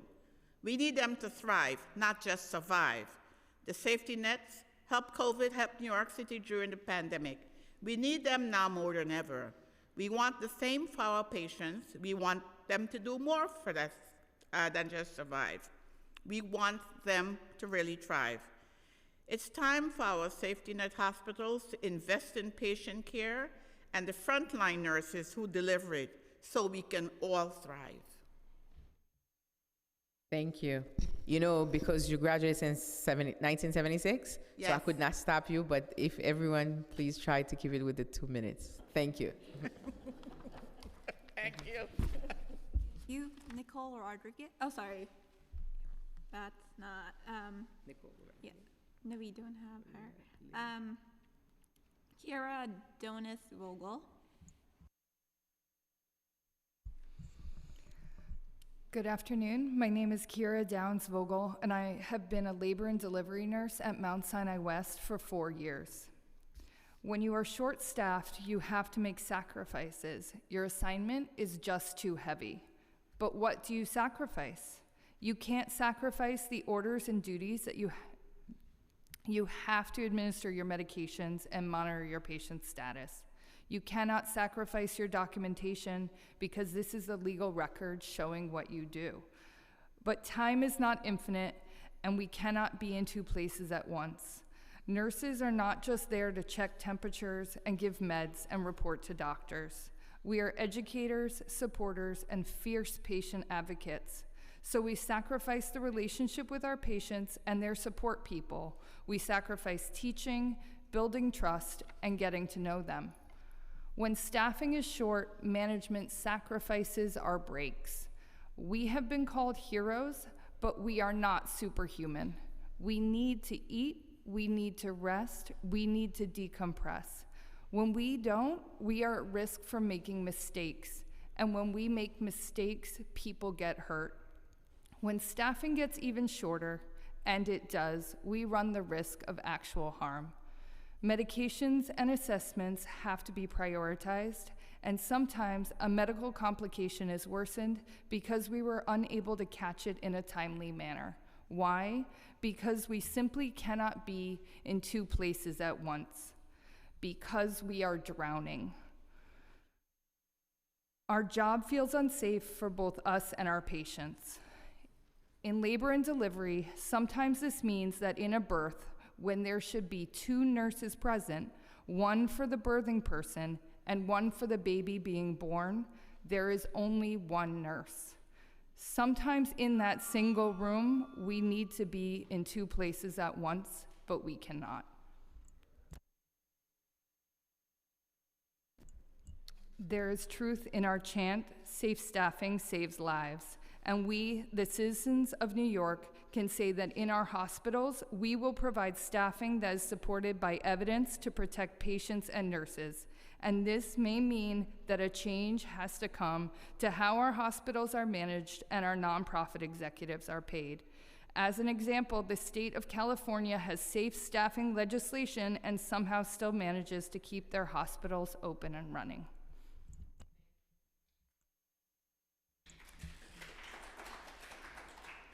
Thank you, Lila Espinoza. Good afternoon. My name is Lilia Espinosa, and I want to thank the committee for holding this hearing today. I have been a nurse in a medical surgical unit at Mount Sinai Main Hospital in Manhattan for almost 6 years. I'm speaking out now because the hospital has no plan to retain nurses or improve staffing levels. This has furthered the crisis of nursing in the city. On top of this, hospital executives are proposing cuts to our healthcare and benefits. This is unacceptable. We are proud of the work we do on a daily basis and proud of the work we did during the height of the COVID pandemic. Nurses were applauded as heroes. We put our own lives and the health of our families on the line. Someone needed to step up, and we did. Now we're asking hospitals to step up with a real plan to address the staffing crisis they created even before COVID. At the height of the Omicron wave a year ago, many nurses got sick, so our patient ratios increased. Prior to this wave, there were only a few days where we would have critically high patient loads, but we were able to push ourselves and provide the care our patients needed. Now, every day we face unsafe conditions. Frequently, there's a 1-to-7 ratio, which used to be an emergency situation. This is now the norm. It creates a hectic and exhausting environment. We cannot provide adequate care. Nurses are getting increasingly more burned out, and patient care is suffering. We're fed up with the lack of support from hospital administrators and upper management. Like many of my colleagues, I'm speaking out today because we know hospitals have the means to address our concerns. They pay executives millions of dollars. They spend millions more on public relations campaigns. Yet they've done nothing to address the hiring, recruitment, and retention of nurses. Now they want to cut our healthcare benefits. This will only lead to more challenges in retaining nurses. My colleagues and I wonder why Mount Sinai, one of the nation's flagship hospitals, has no plan to hire and retain nurses and make their hospitals safe and desirable places to work. I call on the hospital to commit to a fair contract with a real plan to retain nurses that includes a just increase in wages and benefits, and a real staffing plan that puts patients over profits. Nurses and patients cannot wait any longer. Lastly, I say to the hospital trustees who want to cut our health care, please remember when you recognized us as heroes and stop any planned cuts. Thank you for your time. Thank you. You may begin. Apologies. Can you repeat your name? Vanessa Weldon. Oh, Vanessa. Thank you. Okay. Good afternoon, and thank y'all for taking this meeting with us. My name is Vanessa Weldon, and I'm a home care nurse at Montefiore Home Health Agency. And I was born and raised in the Bronx, and I still live in the Bronx, and I have been taking care of the Bronx community as a home care nurse at Montefiore for the past 22 years. I'm here to talk about Montefiore's care for my community. Montefiore says on their website that it is distinguished among premier academic medical centers for its deep commitment to the community. And our community desperately needs that care. In terms of overall health outcomes, the Bronx is the unhealthiest county in New York State. We also come in dead last in healthcare access, with the least access to primary care physicians, dentists, and mental health providers. Montefiore is failing our community. At the Home Health Agency, we have seen a significant cut in the staffing. 3 years ago, we had about 100 nurses, and we had 2 mother-child health programs to take care of our high-risk pregnant mothers and their babies. Montefiore filled a small but important gap in this community, one that provided preventive care in the face of the highest infant mortality rates and the highest maternal death rates in the city. Now we only have about 50 nurses, and one of the mother-child programs have been cut, and this was due to lack of reimbursement, not enough reimbursement for the program, they said. And the other one is being quietly closed out due to lack of grant funding. At first, Montefiore said that they would suspend the closure of the program after nurses spoke out about how the closure would harm mothers and babies in the Bronx and Yonkers. Then they went back on their word and continued to slowly cut the program out of existence by not taking on new referrals and discharging current clients off of the program. Overall, our patient census went from about 1,000 patients at any given time to about 650. And the home care nurses are spending less time with the patients that they do see because of constantly new guidelines and ever-increasing complex documentation to justify funding. We still cover the same geographic area, so the travel time between patients has increased, thereby decreasing the time spent with patients and the care of patients. There are fewer intake nurses, so the processing time for referrals has also increased.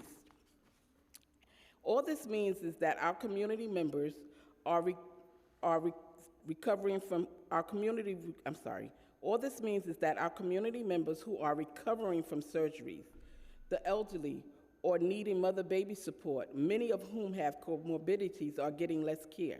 To add insult to injury, we have to choose between patients we can accept onto the program and those we can't.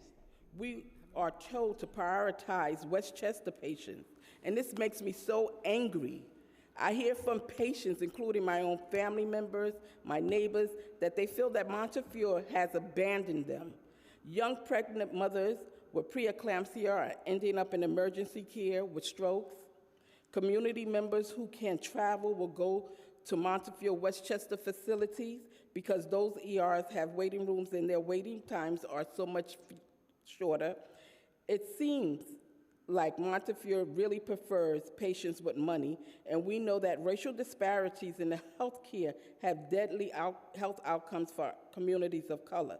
The system has broken down all the way into health care and shouldn't be that way. I want the public to know that nurses are fighting for quality care for the community. Hospitals must listen and respond to the community's input with the health care services that people need. We want to be able to say that Montefiore has improved the health outcomes of our community. To do that, Montefiore needs to stop putting profits before patients. They can do more, and they need to take care of the community that they say that they are committed to. And we're asking the council to help us assist to make sure Montefiore takes care of the community that they say that they are committed to. Yes, ma'am. We're doing our best, and thank you for being here. And I appreciate you. And this young lady, since 1976, you look like you were born yesterday. Probably what? So thank you for your commitment to nursing. And thank you all. Thank you. I appreciate your time.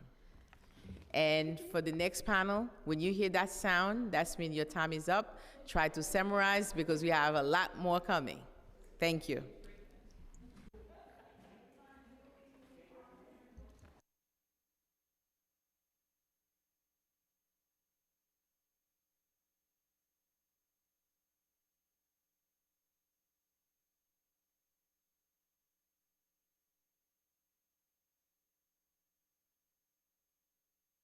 Oh, it's not on.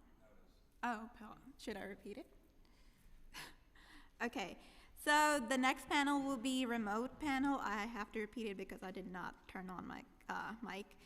If you are testifying remotely, once your name is called, a member of our staff will unmute you and you may begin once the sergeant at arms sets the clock and cues you. So our remote panel would be Dr. Libby Vetterer first, and then Dr. Colleen Akon and Dr. Shane Solger, followed by William Smith, Cameron Dillon. Whenever you're ready, Dr. Vetterer. Starting time.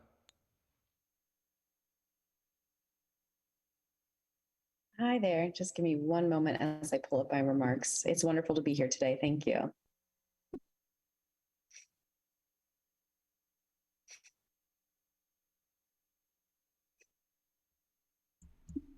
We could hear you. Okay, great. Just give me one moment. Can you start? I'm so sorry, just pulling up my remarks. But yeah, my name is Dr. Libby Wetter. I use she, her pronouns. I am a third-year family medicine resident at Montefiore Medical Center in the Bronx. I am here as a part of Montefiore's newly formed union with the Committee of Interns and Residents under SEIU.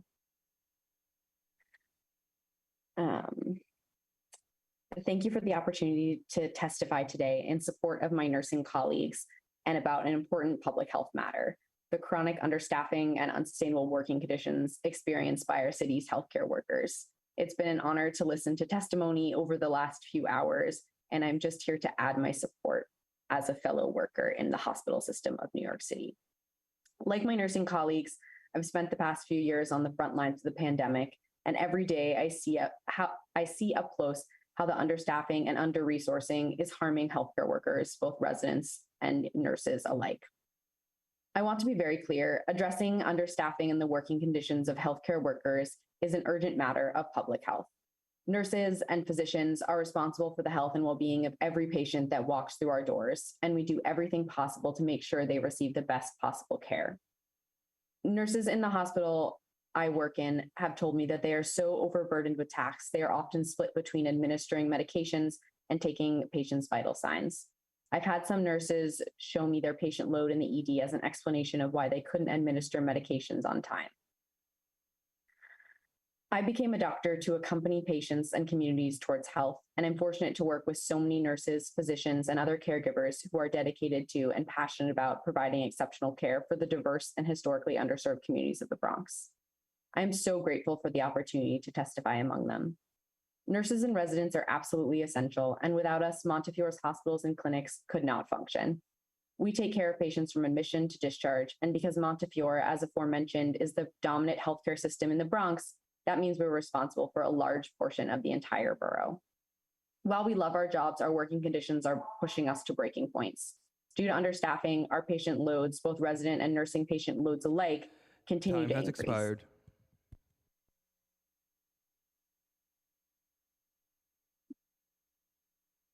You can continue. You're almost done? Try to wrap it up.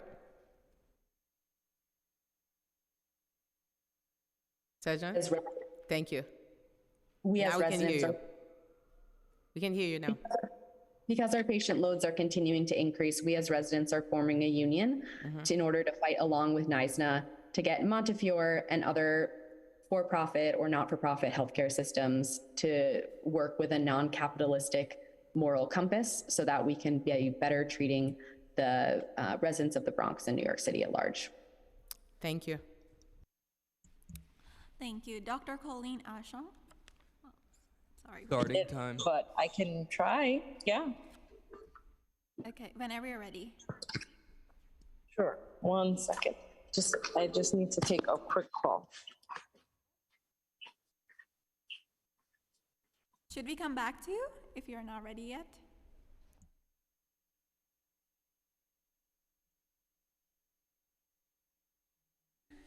Okay, Dr. Colleen, we will come back to you. If Dr. Shane Solgar, if you're here.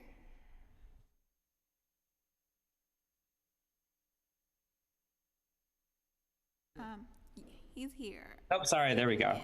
Sorry, I reflexively hit unmute, which muted myself. But thank you. Good afternoon. My name is Dr. Shane Solgar.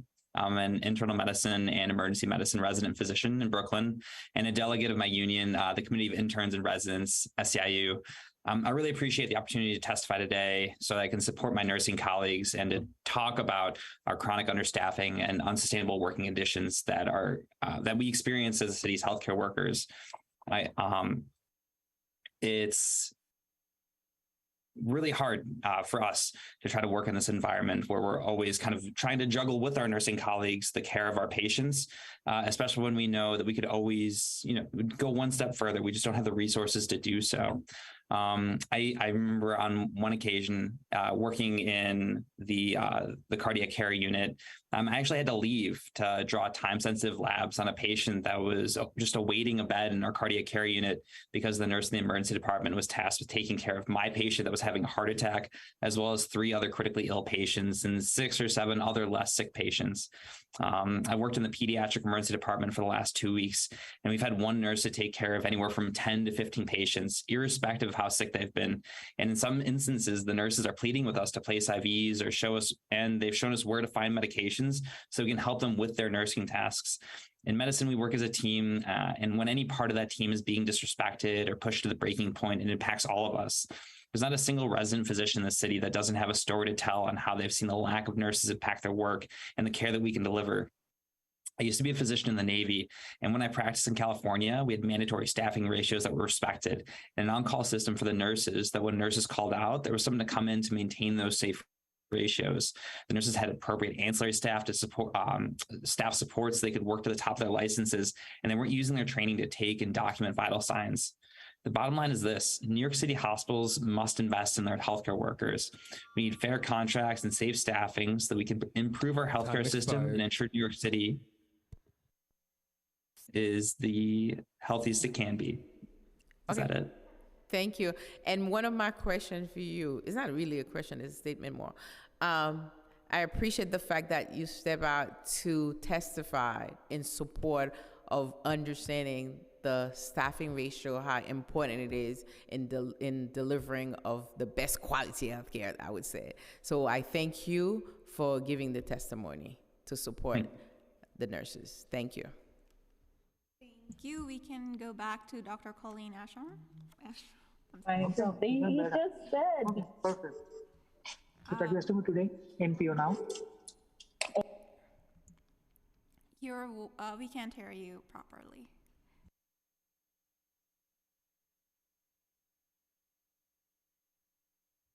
We cannot hear you, Doc.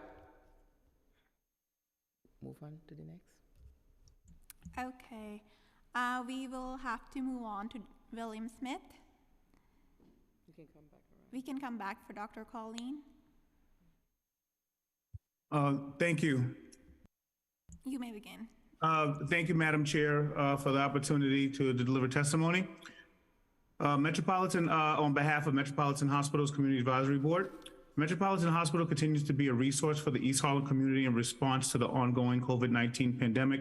We are incredibly proud of the efforts made by hospital administration and staff in patient care, testing, and vaccine delivery. Our hospital has shown an ability to respond quickly in times of crisis to meet the ongoing needs of our community, and we thank the tireless commitment of our nursing staff and obviously thank the support of the City Council in hosting this open dialogue. Just some key stats: our hospital has had 8% growth in operating room volume for the fiscal year. We've also seen 30% growth in emergency department volume for this year. As we continue our mission serving the growing needs of our East Harlem and Upper East Side community, the ability to recruit nurses remains a struggle. While the recent local law on salary transparency for posted positions may level the playing field, we have discovered that our municipal hospital system needs more resources to better compete for nursing talent. Salary levels of our hospital system must continue to remain competitive. Rising inflation has significantly increased the cost of living in our city, making it difficult financially and less attractive for nursing professionals to accept roles in our municipality. The ability for the system to recruit seasoned, strong nurse leaders will continue to present challenges unless we work collaboratively on creating enhanced work environments and cultivate impactful solutions. We must think further about innovative ways to better incentivize the teaching experience for current practitioners. It can be more advantageous in certain instances financially for an adjunct to serve in a part-time role versus teaching full-time. So we want to figure out ways to reduce that gap. And furthermore, nurse professor requirements may need to be reassessed, given that significant barriers for the ability to serve and support that, as a PhD is preferred in many instances. There's a need for more training programs and expanded recruitment for nurse, clinical, and administrative support roles, such as patient care associates. While we anticipate nursing shortages to continue to present challenges to the entire hospital system, we need to think creatively. And our CAB would like to congratulate Hunter College Nursing School on its recent nurse practitioner program and its generous donation from Estee Lauder. This presents an example of how public-private partnerships can present opportunities for our city to work together with private industry to advance our joint mission, which is advancing our communities and serving our needs from a health perspective. We strongly encourage the council to support a resolution encouraging congressional budgetary and legislative support to support nurse recruitment, education, and financial assistance. Currently, the city does not provide tuition reimbursement for nurses in terms of their student loans. We recommend that the council and the mayoral administration develop more innovative educational programs and educational initiatives to incentivize current and prospective nurses to remain in the field and remain in our hospital system. It is evident that collaboration on all levels is necessary to tangibly alleviate the student loan burden for nurses, as that is a barrier to gaining entry into this critical field. We thank Health and Hospital Central Office for working with Metropolitan Hospital and making sure we have the institutional support and resources for effective recruitment. Nursing staff have praised our Chief Executive Officer, Cristina Contreras, for her commitment to respecting the nursing practice as its own core function. Our Community Advisory Board is fully committed to expanding the dialogue and engagement with our municipal and state legislators to better support our hospital and the broader health and hospital system. Our cabinet is committed to continuing this critical dialogue in conjunction with local community partners and healthcare policy and labor advocates to further enrich the nurse recruitment process. Safety is a major concern in the community as crime, especially major traumas like shootings, have been increasing over the past year. Recruitment will continue to be a challenge not only for our hospital, but for other hospitals and community health clinics who serve our community and are in need of nurses and nurse practitioners. And we share the concerns of our larger community around these high crime levels and the impact that will have on the ability for our hospitals to recruit critical talent for their facilities. We thank the members of the committee and the broader City Council for your continued support of our hospitals. We need better resources to recruit and retain the next generation of nurses. And we call on the council to initiate substantive dialogues with our congressional delegation to reassess the minimum number of years for student loan forgiveness for nurses and think about ways to support broader the healthcare workers as a whole. Thank you so much for your time and your service. Thank you, Mr. Smith, and we're gonna follow up with you because I was looking at your testimony as well and your recommendation. So we take recommendation very seriously, and I'm very much interested. All right, thank you. Carmen De Leon. Starting time. You may begin. Okay, I'm sorry. Oh, hi.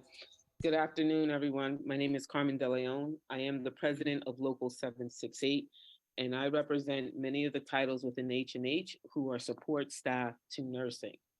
I'm going to talk to you not as a president alone, but also as a respiratory therapist, associate respiratory therapist level 1, and the hospital that I worked in was Harlem Hospital. I'm here today to advocate for the ancillary staff. There's not enough of us. I can tell you personally, during COVID, I could have handled 12 patients on a ventilator, or anywhere from 6 to 10 patients on a ventilator, plus 12 or 14 patients that needed respiratory treatments, because that was the line of defense at that time for COVID before we understood the disease. It becomes difficult to be able to support our nursing staff and our doctors if I cannot be at the bedside to adequately service the patients, to give quality patient care.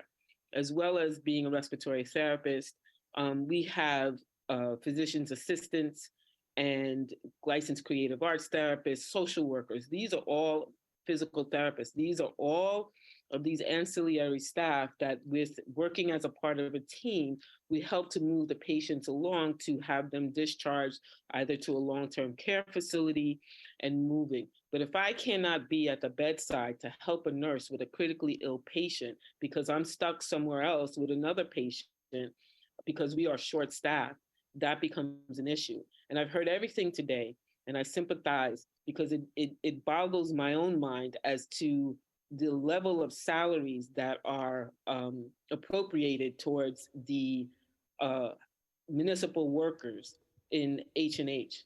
The top end of the salary for a respiratory therapist is $89,000. The top end of the salary Time expired. for social, thank you. I'm just gonna say this, we need more help and we need a raise in our salaries across the board within H&H. You will not be able to recruit. And like nurses, those people are leaving to take travel jobs in other states, not only because of the money, but because they don't have to be vaccinated as well. Thank you for this time, and I appreciate you listening. Thank you. Thank you. Now, Dr. Colleen Alto.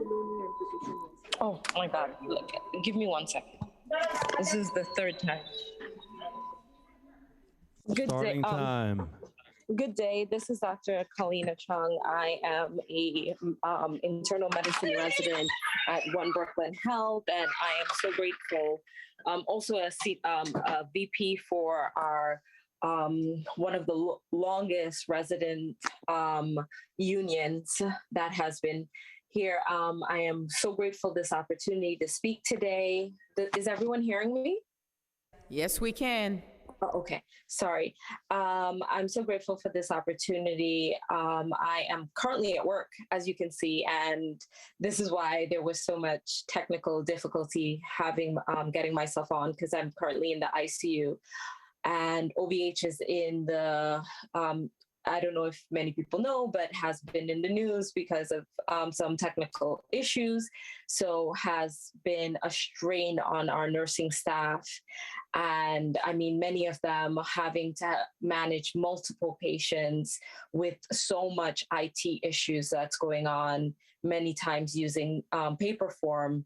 So we need our nursing staff, our clinical staff to expand by so much, because many times residents tend to, because it's about patient care, we do our best to ensure that we do what is best for our patients. So we will run down to pharmacy for nurses. We will sit on a one-to-one sometimes so that the nurse can just leave to go to the restroom for a minute. I mean, there's so many times that the nurse is overwhelmed with so many other duties or draw bloods because the nurse has to treat another patient that is more critical. And it's not that it is beneath us in any means necessary, but the burden, the strain that our colleagues, the nurses within the New York City healthcare system have to endure is intense. And COVID exacerbated that. Many other health concerns within New York City has worsened that. And now we just plead with you to consider helping us ally with different nursing organizations to expand the efforts to bring in more nurses within the hospitals in New York City.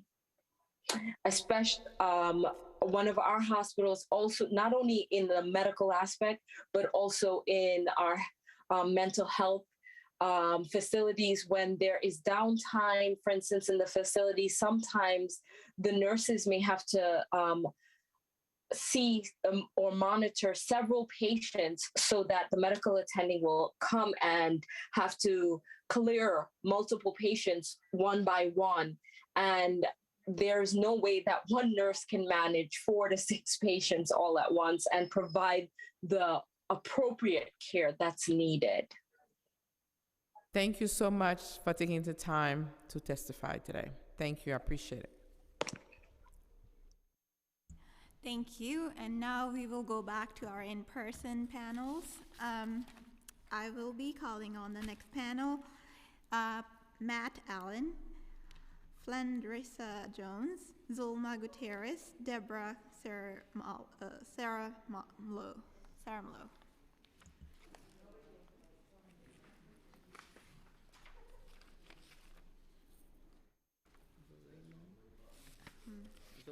Zulma. So we got Flandrisa Jones, Matt, Deborah. So I kind of changed the panels a bit here, so they're a bit different. Oh, apologies. Matt Allen, you may begin. Okay, wonderful. Thank you so much for this opportunity. I have a written testimony that I believe has been submitted to you. In the sake of time, I'm just going to keep things short and to the point. So I think, there's not much more to say than what we heard earlier from that representative here who was here from the Hospital Association of New York. I mean, you didn't even have to read between the lines of what she said. They prioritize CEO salaries more than they do the nurses. They prioritize retaining their CEO more than they do the nurses. That's the problem here, right? We're here today to blow the whistle on the corporate greed of the supposed nonprofit hospitals.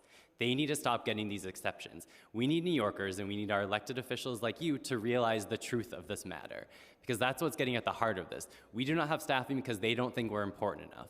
We don't have staffing because what's more important to them is the bottom line versus what's happening at the bedside with the patients. So thank you so much for this opportunity, and we're glad that this is finally getting the attention it needs. Thank you. Thank you, Matt. Thank you. Thank you, Flandrisa Jones. You may begin. Hi, good afternoon. Thanks again for having us this afternoon. My name is Flandrisa Jones. I'm a nurse and I work at Bronx Care Health System. I've been a nurse at the telemetry unit for the past 18 years, and I've been a nurse for over 38 years. I'm here with my colleagues to share my concerns about staffing and retention. In the telemetry unit where I work, we do electronic monitoring, and these are patients who have experienced heart attacks or strokes and have been kept under close observation. On a good day, each nurse is responsible for 6 patients, and the staffing ratio should be 1:4. On a bad day, which we have more days than often, we take care of up to 10 patients. Nurses are stretched thin, and we have more patients than we can manage. Patients are not receiving the care they need because we simply cannot get to them on time. More patients are at risk of dying when there aren't enough nurses at the bedside, and more nurses leave the bedside because they are tired of working short staff. This is why we are fighting so hard for safe staffing ratios in our contracts. Beyond the telemetry unit, there's a high turnover rate at Bronx Care that exacerbates the staffing ratios. Competition is high. Younger nurses are leaving for better wages. More experienced nurses are left to carry an increasing heavy workload, which leads to burnout, and burnout causes sickness. Sick nurses call out, which leads to less staffing, which creates more burnout. This becomes a vicious cycle. We are calling on our bosses to invest in hiring and retaining enough nurses to keep patients safe.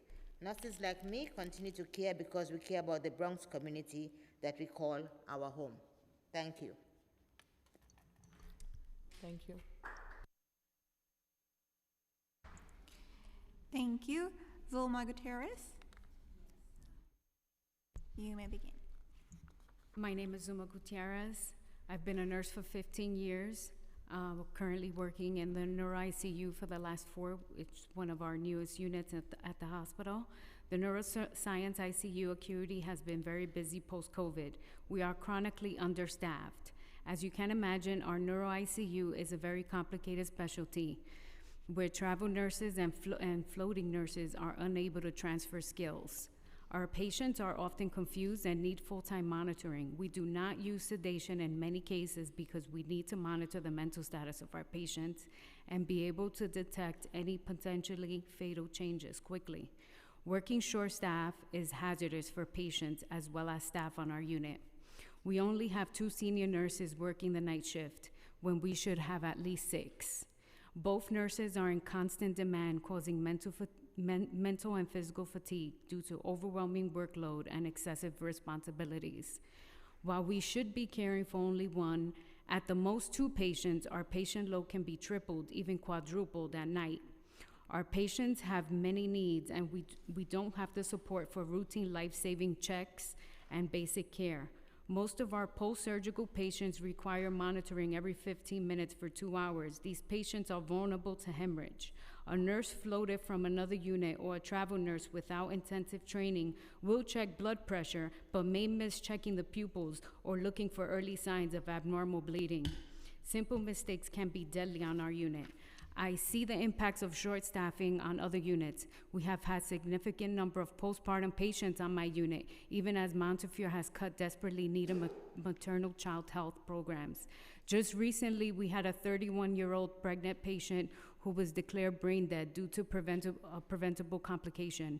No one expects this as a result of pregnancy. She never got to meet her baby, now an orphan. Our nurses are overworked and suffer from mental exhaustion. There is no time for planning. We must hit the floor running, and the day is a spin. The factory-like pressure makes us feel that management doesn't care about the compassion that comes with nursing. I continue to work at Montefiore because I grew up in the neighborhood. I'm speaking up for the community, my patients, my colleagues, and family members that still live in that neighborhood.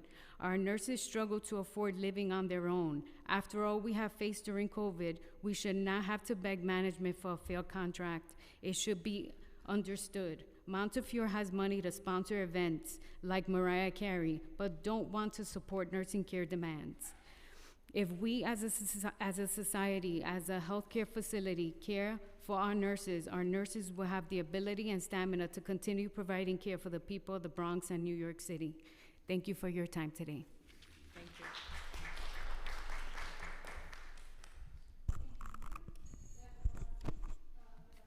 Sorello, that's fine. Good afternoon. My name is Deborah Sorello, and I am a nurse at Morgan Stanley Children's Hospital and New York Presbyterian. And I can assure you the triple-demic is real, and the hospital's unsafe plan to increase beds does not come with a plan to increase staffing. But I'm not here to talk about that specifically. I'm glad to talk to you about what's going on right now. My colleagues and I are fighting for a fair contract that recognizes that nurses need good health care for ourselves and for our families. As we begin our contract, I am becoming exceedingly concerned about the future of our health care. I care for a 24-year-old daughter. She has multiple chronic illnesses. Every day she takes 24 different medications, including some very costly injectables. She has multiple doctor's appointments every week, including many treatments. Her medications and medical care are literally keeping her alive. I provide my family's health care. The thought that my benefits could be reduced is very stressful. I wouldn't know what I would do. I know I'm not the only one. There's many people with stories like me, and we count on our health care benefits. Good benefits are a major factor in nursing retention, and NYP has done nothing to keep nurses at the bedside. More patients die when there aren't enough nurses, and more nurses leave the bedside when they are forced to work short-staffed. Now, instead of rewarding us for our hard work during the pandemic, they're fighting against us. I don't see how they can retain nurses without good benefits. Nurses won't be able to stay healthy or keep our families healthy without quality health care. Hospital executives paid themselves millions during the pandemic in sky-high salaries and bonuses. We're calling on them to invest in keeping nurses healthy and in hiring and retaining enough nurses to keep us and our patients safe. After all we've been through during the pandemic, the risk that we put ourselves in to save the lives, it's unconscionable that New York Presbyterian consider cutting our health care. I just want to thank you for this opportunity. Thank you. Thank you. And our next panel will be Nicole Portillo, Pauline James, Kellyanne Oristal, Iona Folks. Did you say Oristal? Yes.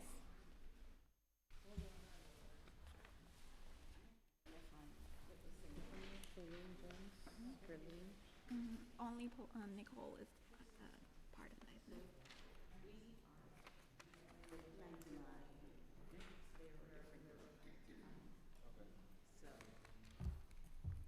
Only she is. Yes. No, just Nicole. The rest of these two are from SIU, and I don't know who this person is. Sorry, Nicole Portillo. She said they're in different groups, so I don't know if they want to do a following panel. Who is in different groups? Those people are in different groups compared to those people. Okay, we can go. Apologies, Nicole. You may begin. Portillo. 10 years of emergency room experience. Since 2016, I've worked in the emergency department at New York Presbyterian Children's Hospital of New York. During the COVID-19 pandemic, I served on the front lines while pregnant.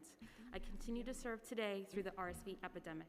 I'm here to share how comprehensive coverage impacted my healthcare journey. Earlier this year, my husband and I wanted to expand our family. However, a checkup mammogram revealed an abnormality.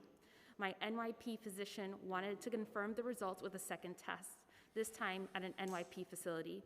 Despite the referral and efforts, I was turned away based on my age. Fortunately, my insurance covered a mammogram outside the NYP system. The test confirmed that it was breast cancer. I received surgery also out of network. My post-surgical care included radiation therapy.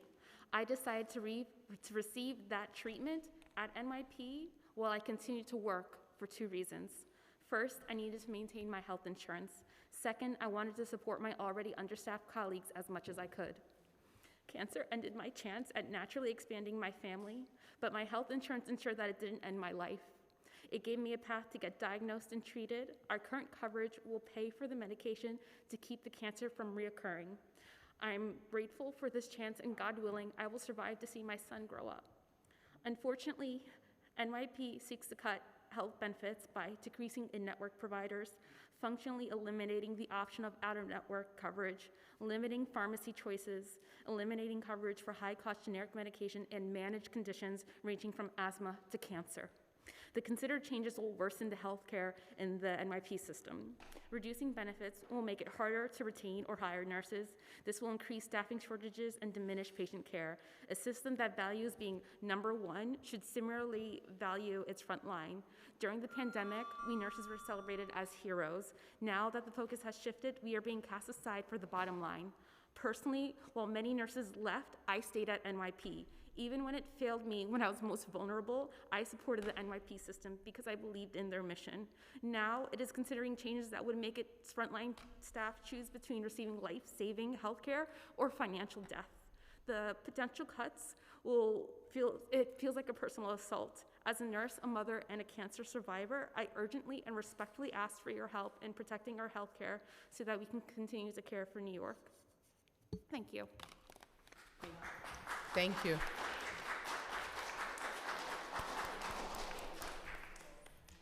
Thank you. Colleen Oristel.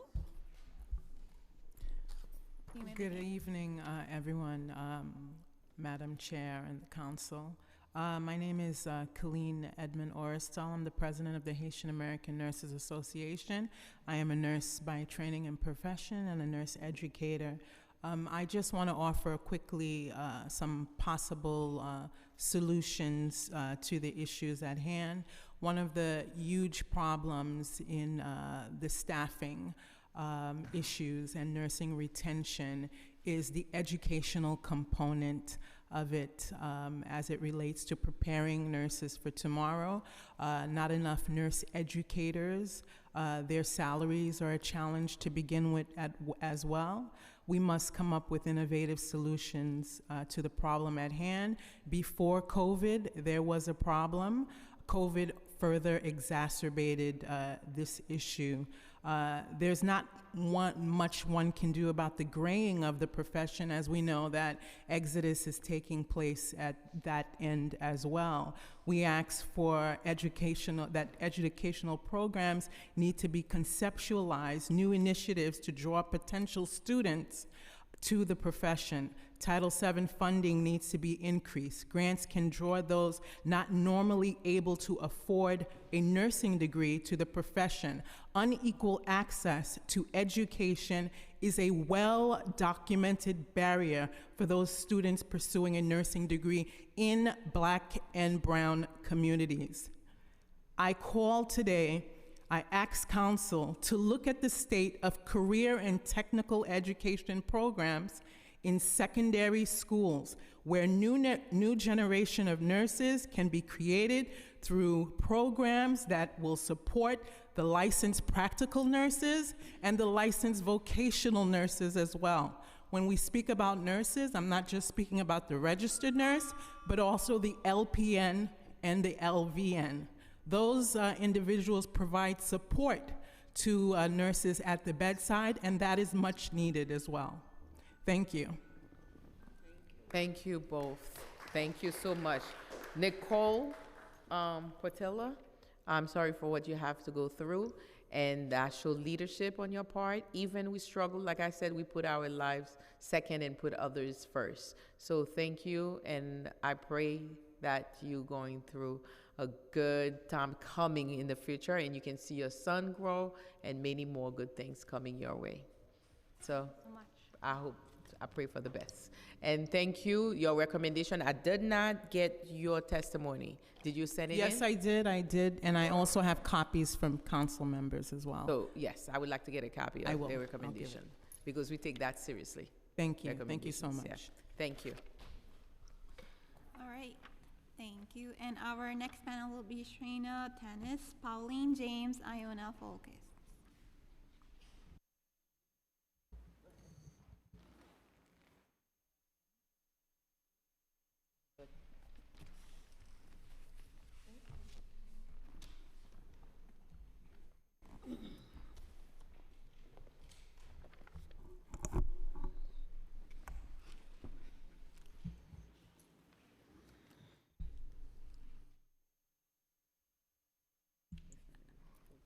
Do you have your written testimonies with you? Copies? It was sent in. Okay. My testimony was sent in, yes. Iona folks, you should have it. Love the copies. It was submitted. I'm sorry? It was submitted. It was submitted? Uh-huh. Okay. Okay. Anyhow, let's begin with Shrina Tanis. Good afternoon, everyone. I would like to thank the Committee on Hospitals for holding this hearing so that we can discuss this extremely important issue. My name is Sheena Tanis, and I am the Assistant Head Nurse in the Coronary Care Unit at Brookdale Hospital, and I have been a nurse for 17 years. The staff and retention of nurses is an extremely important issue in hospitals. The understaffing and increased turnover of nurses has been an issue for many years. In my unit, we have always faced staffing issues. However, COVID came and exacerbated the problem.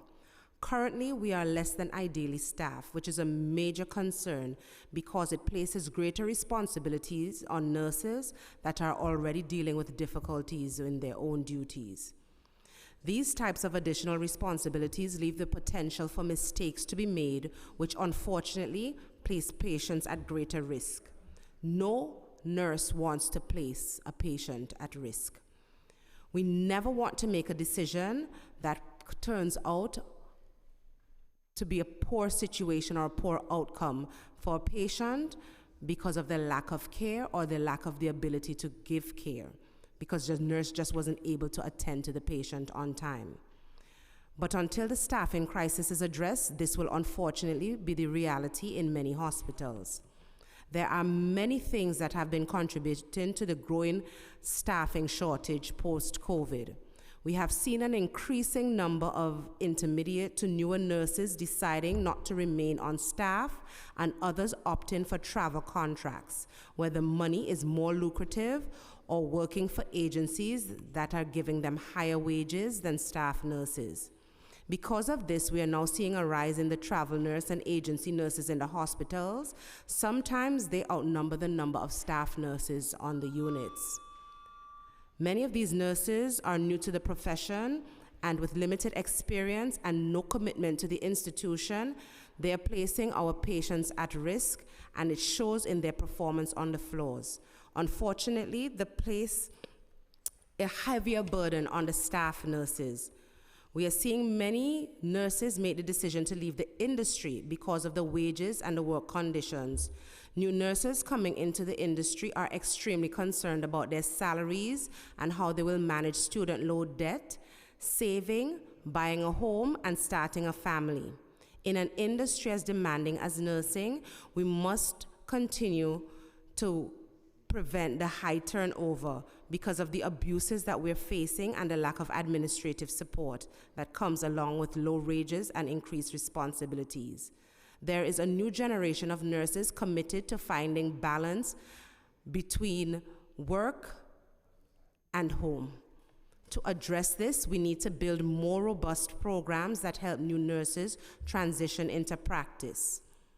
We also need programs to aid nurses who are in the sandwich generation, who are taking care of raising their children while simultaneously caring for aging parents.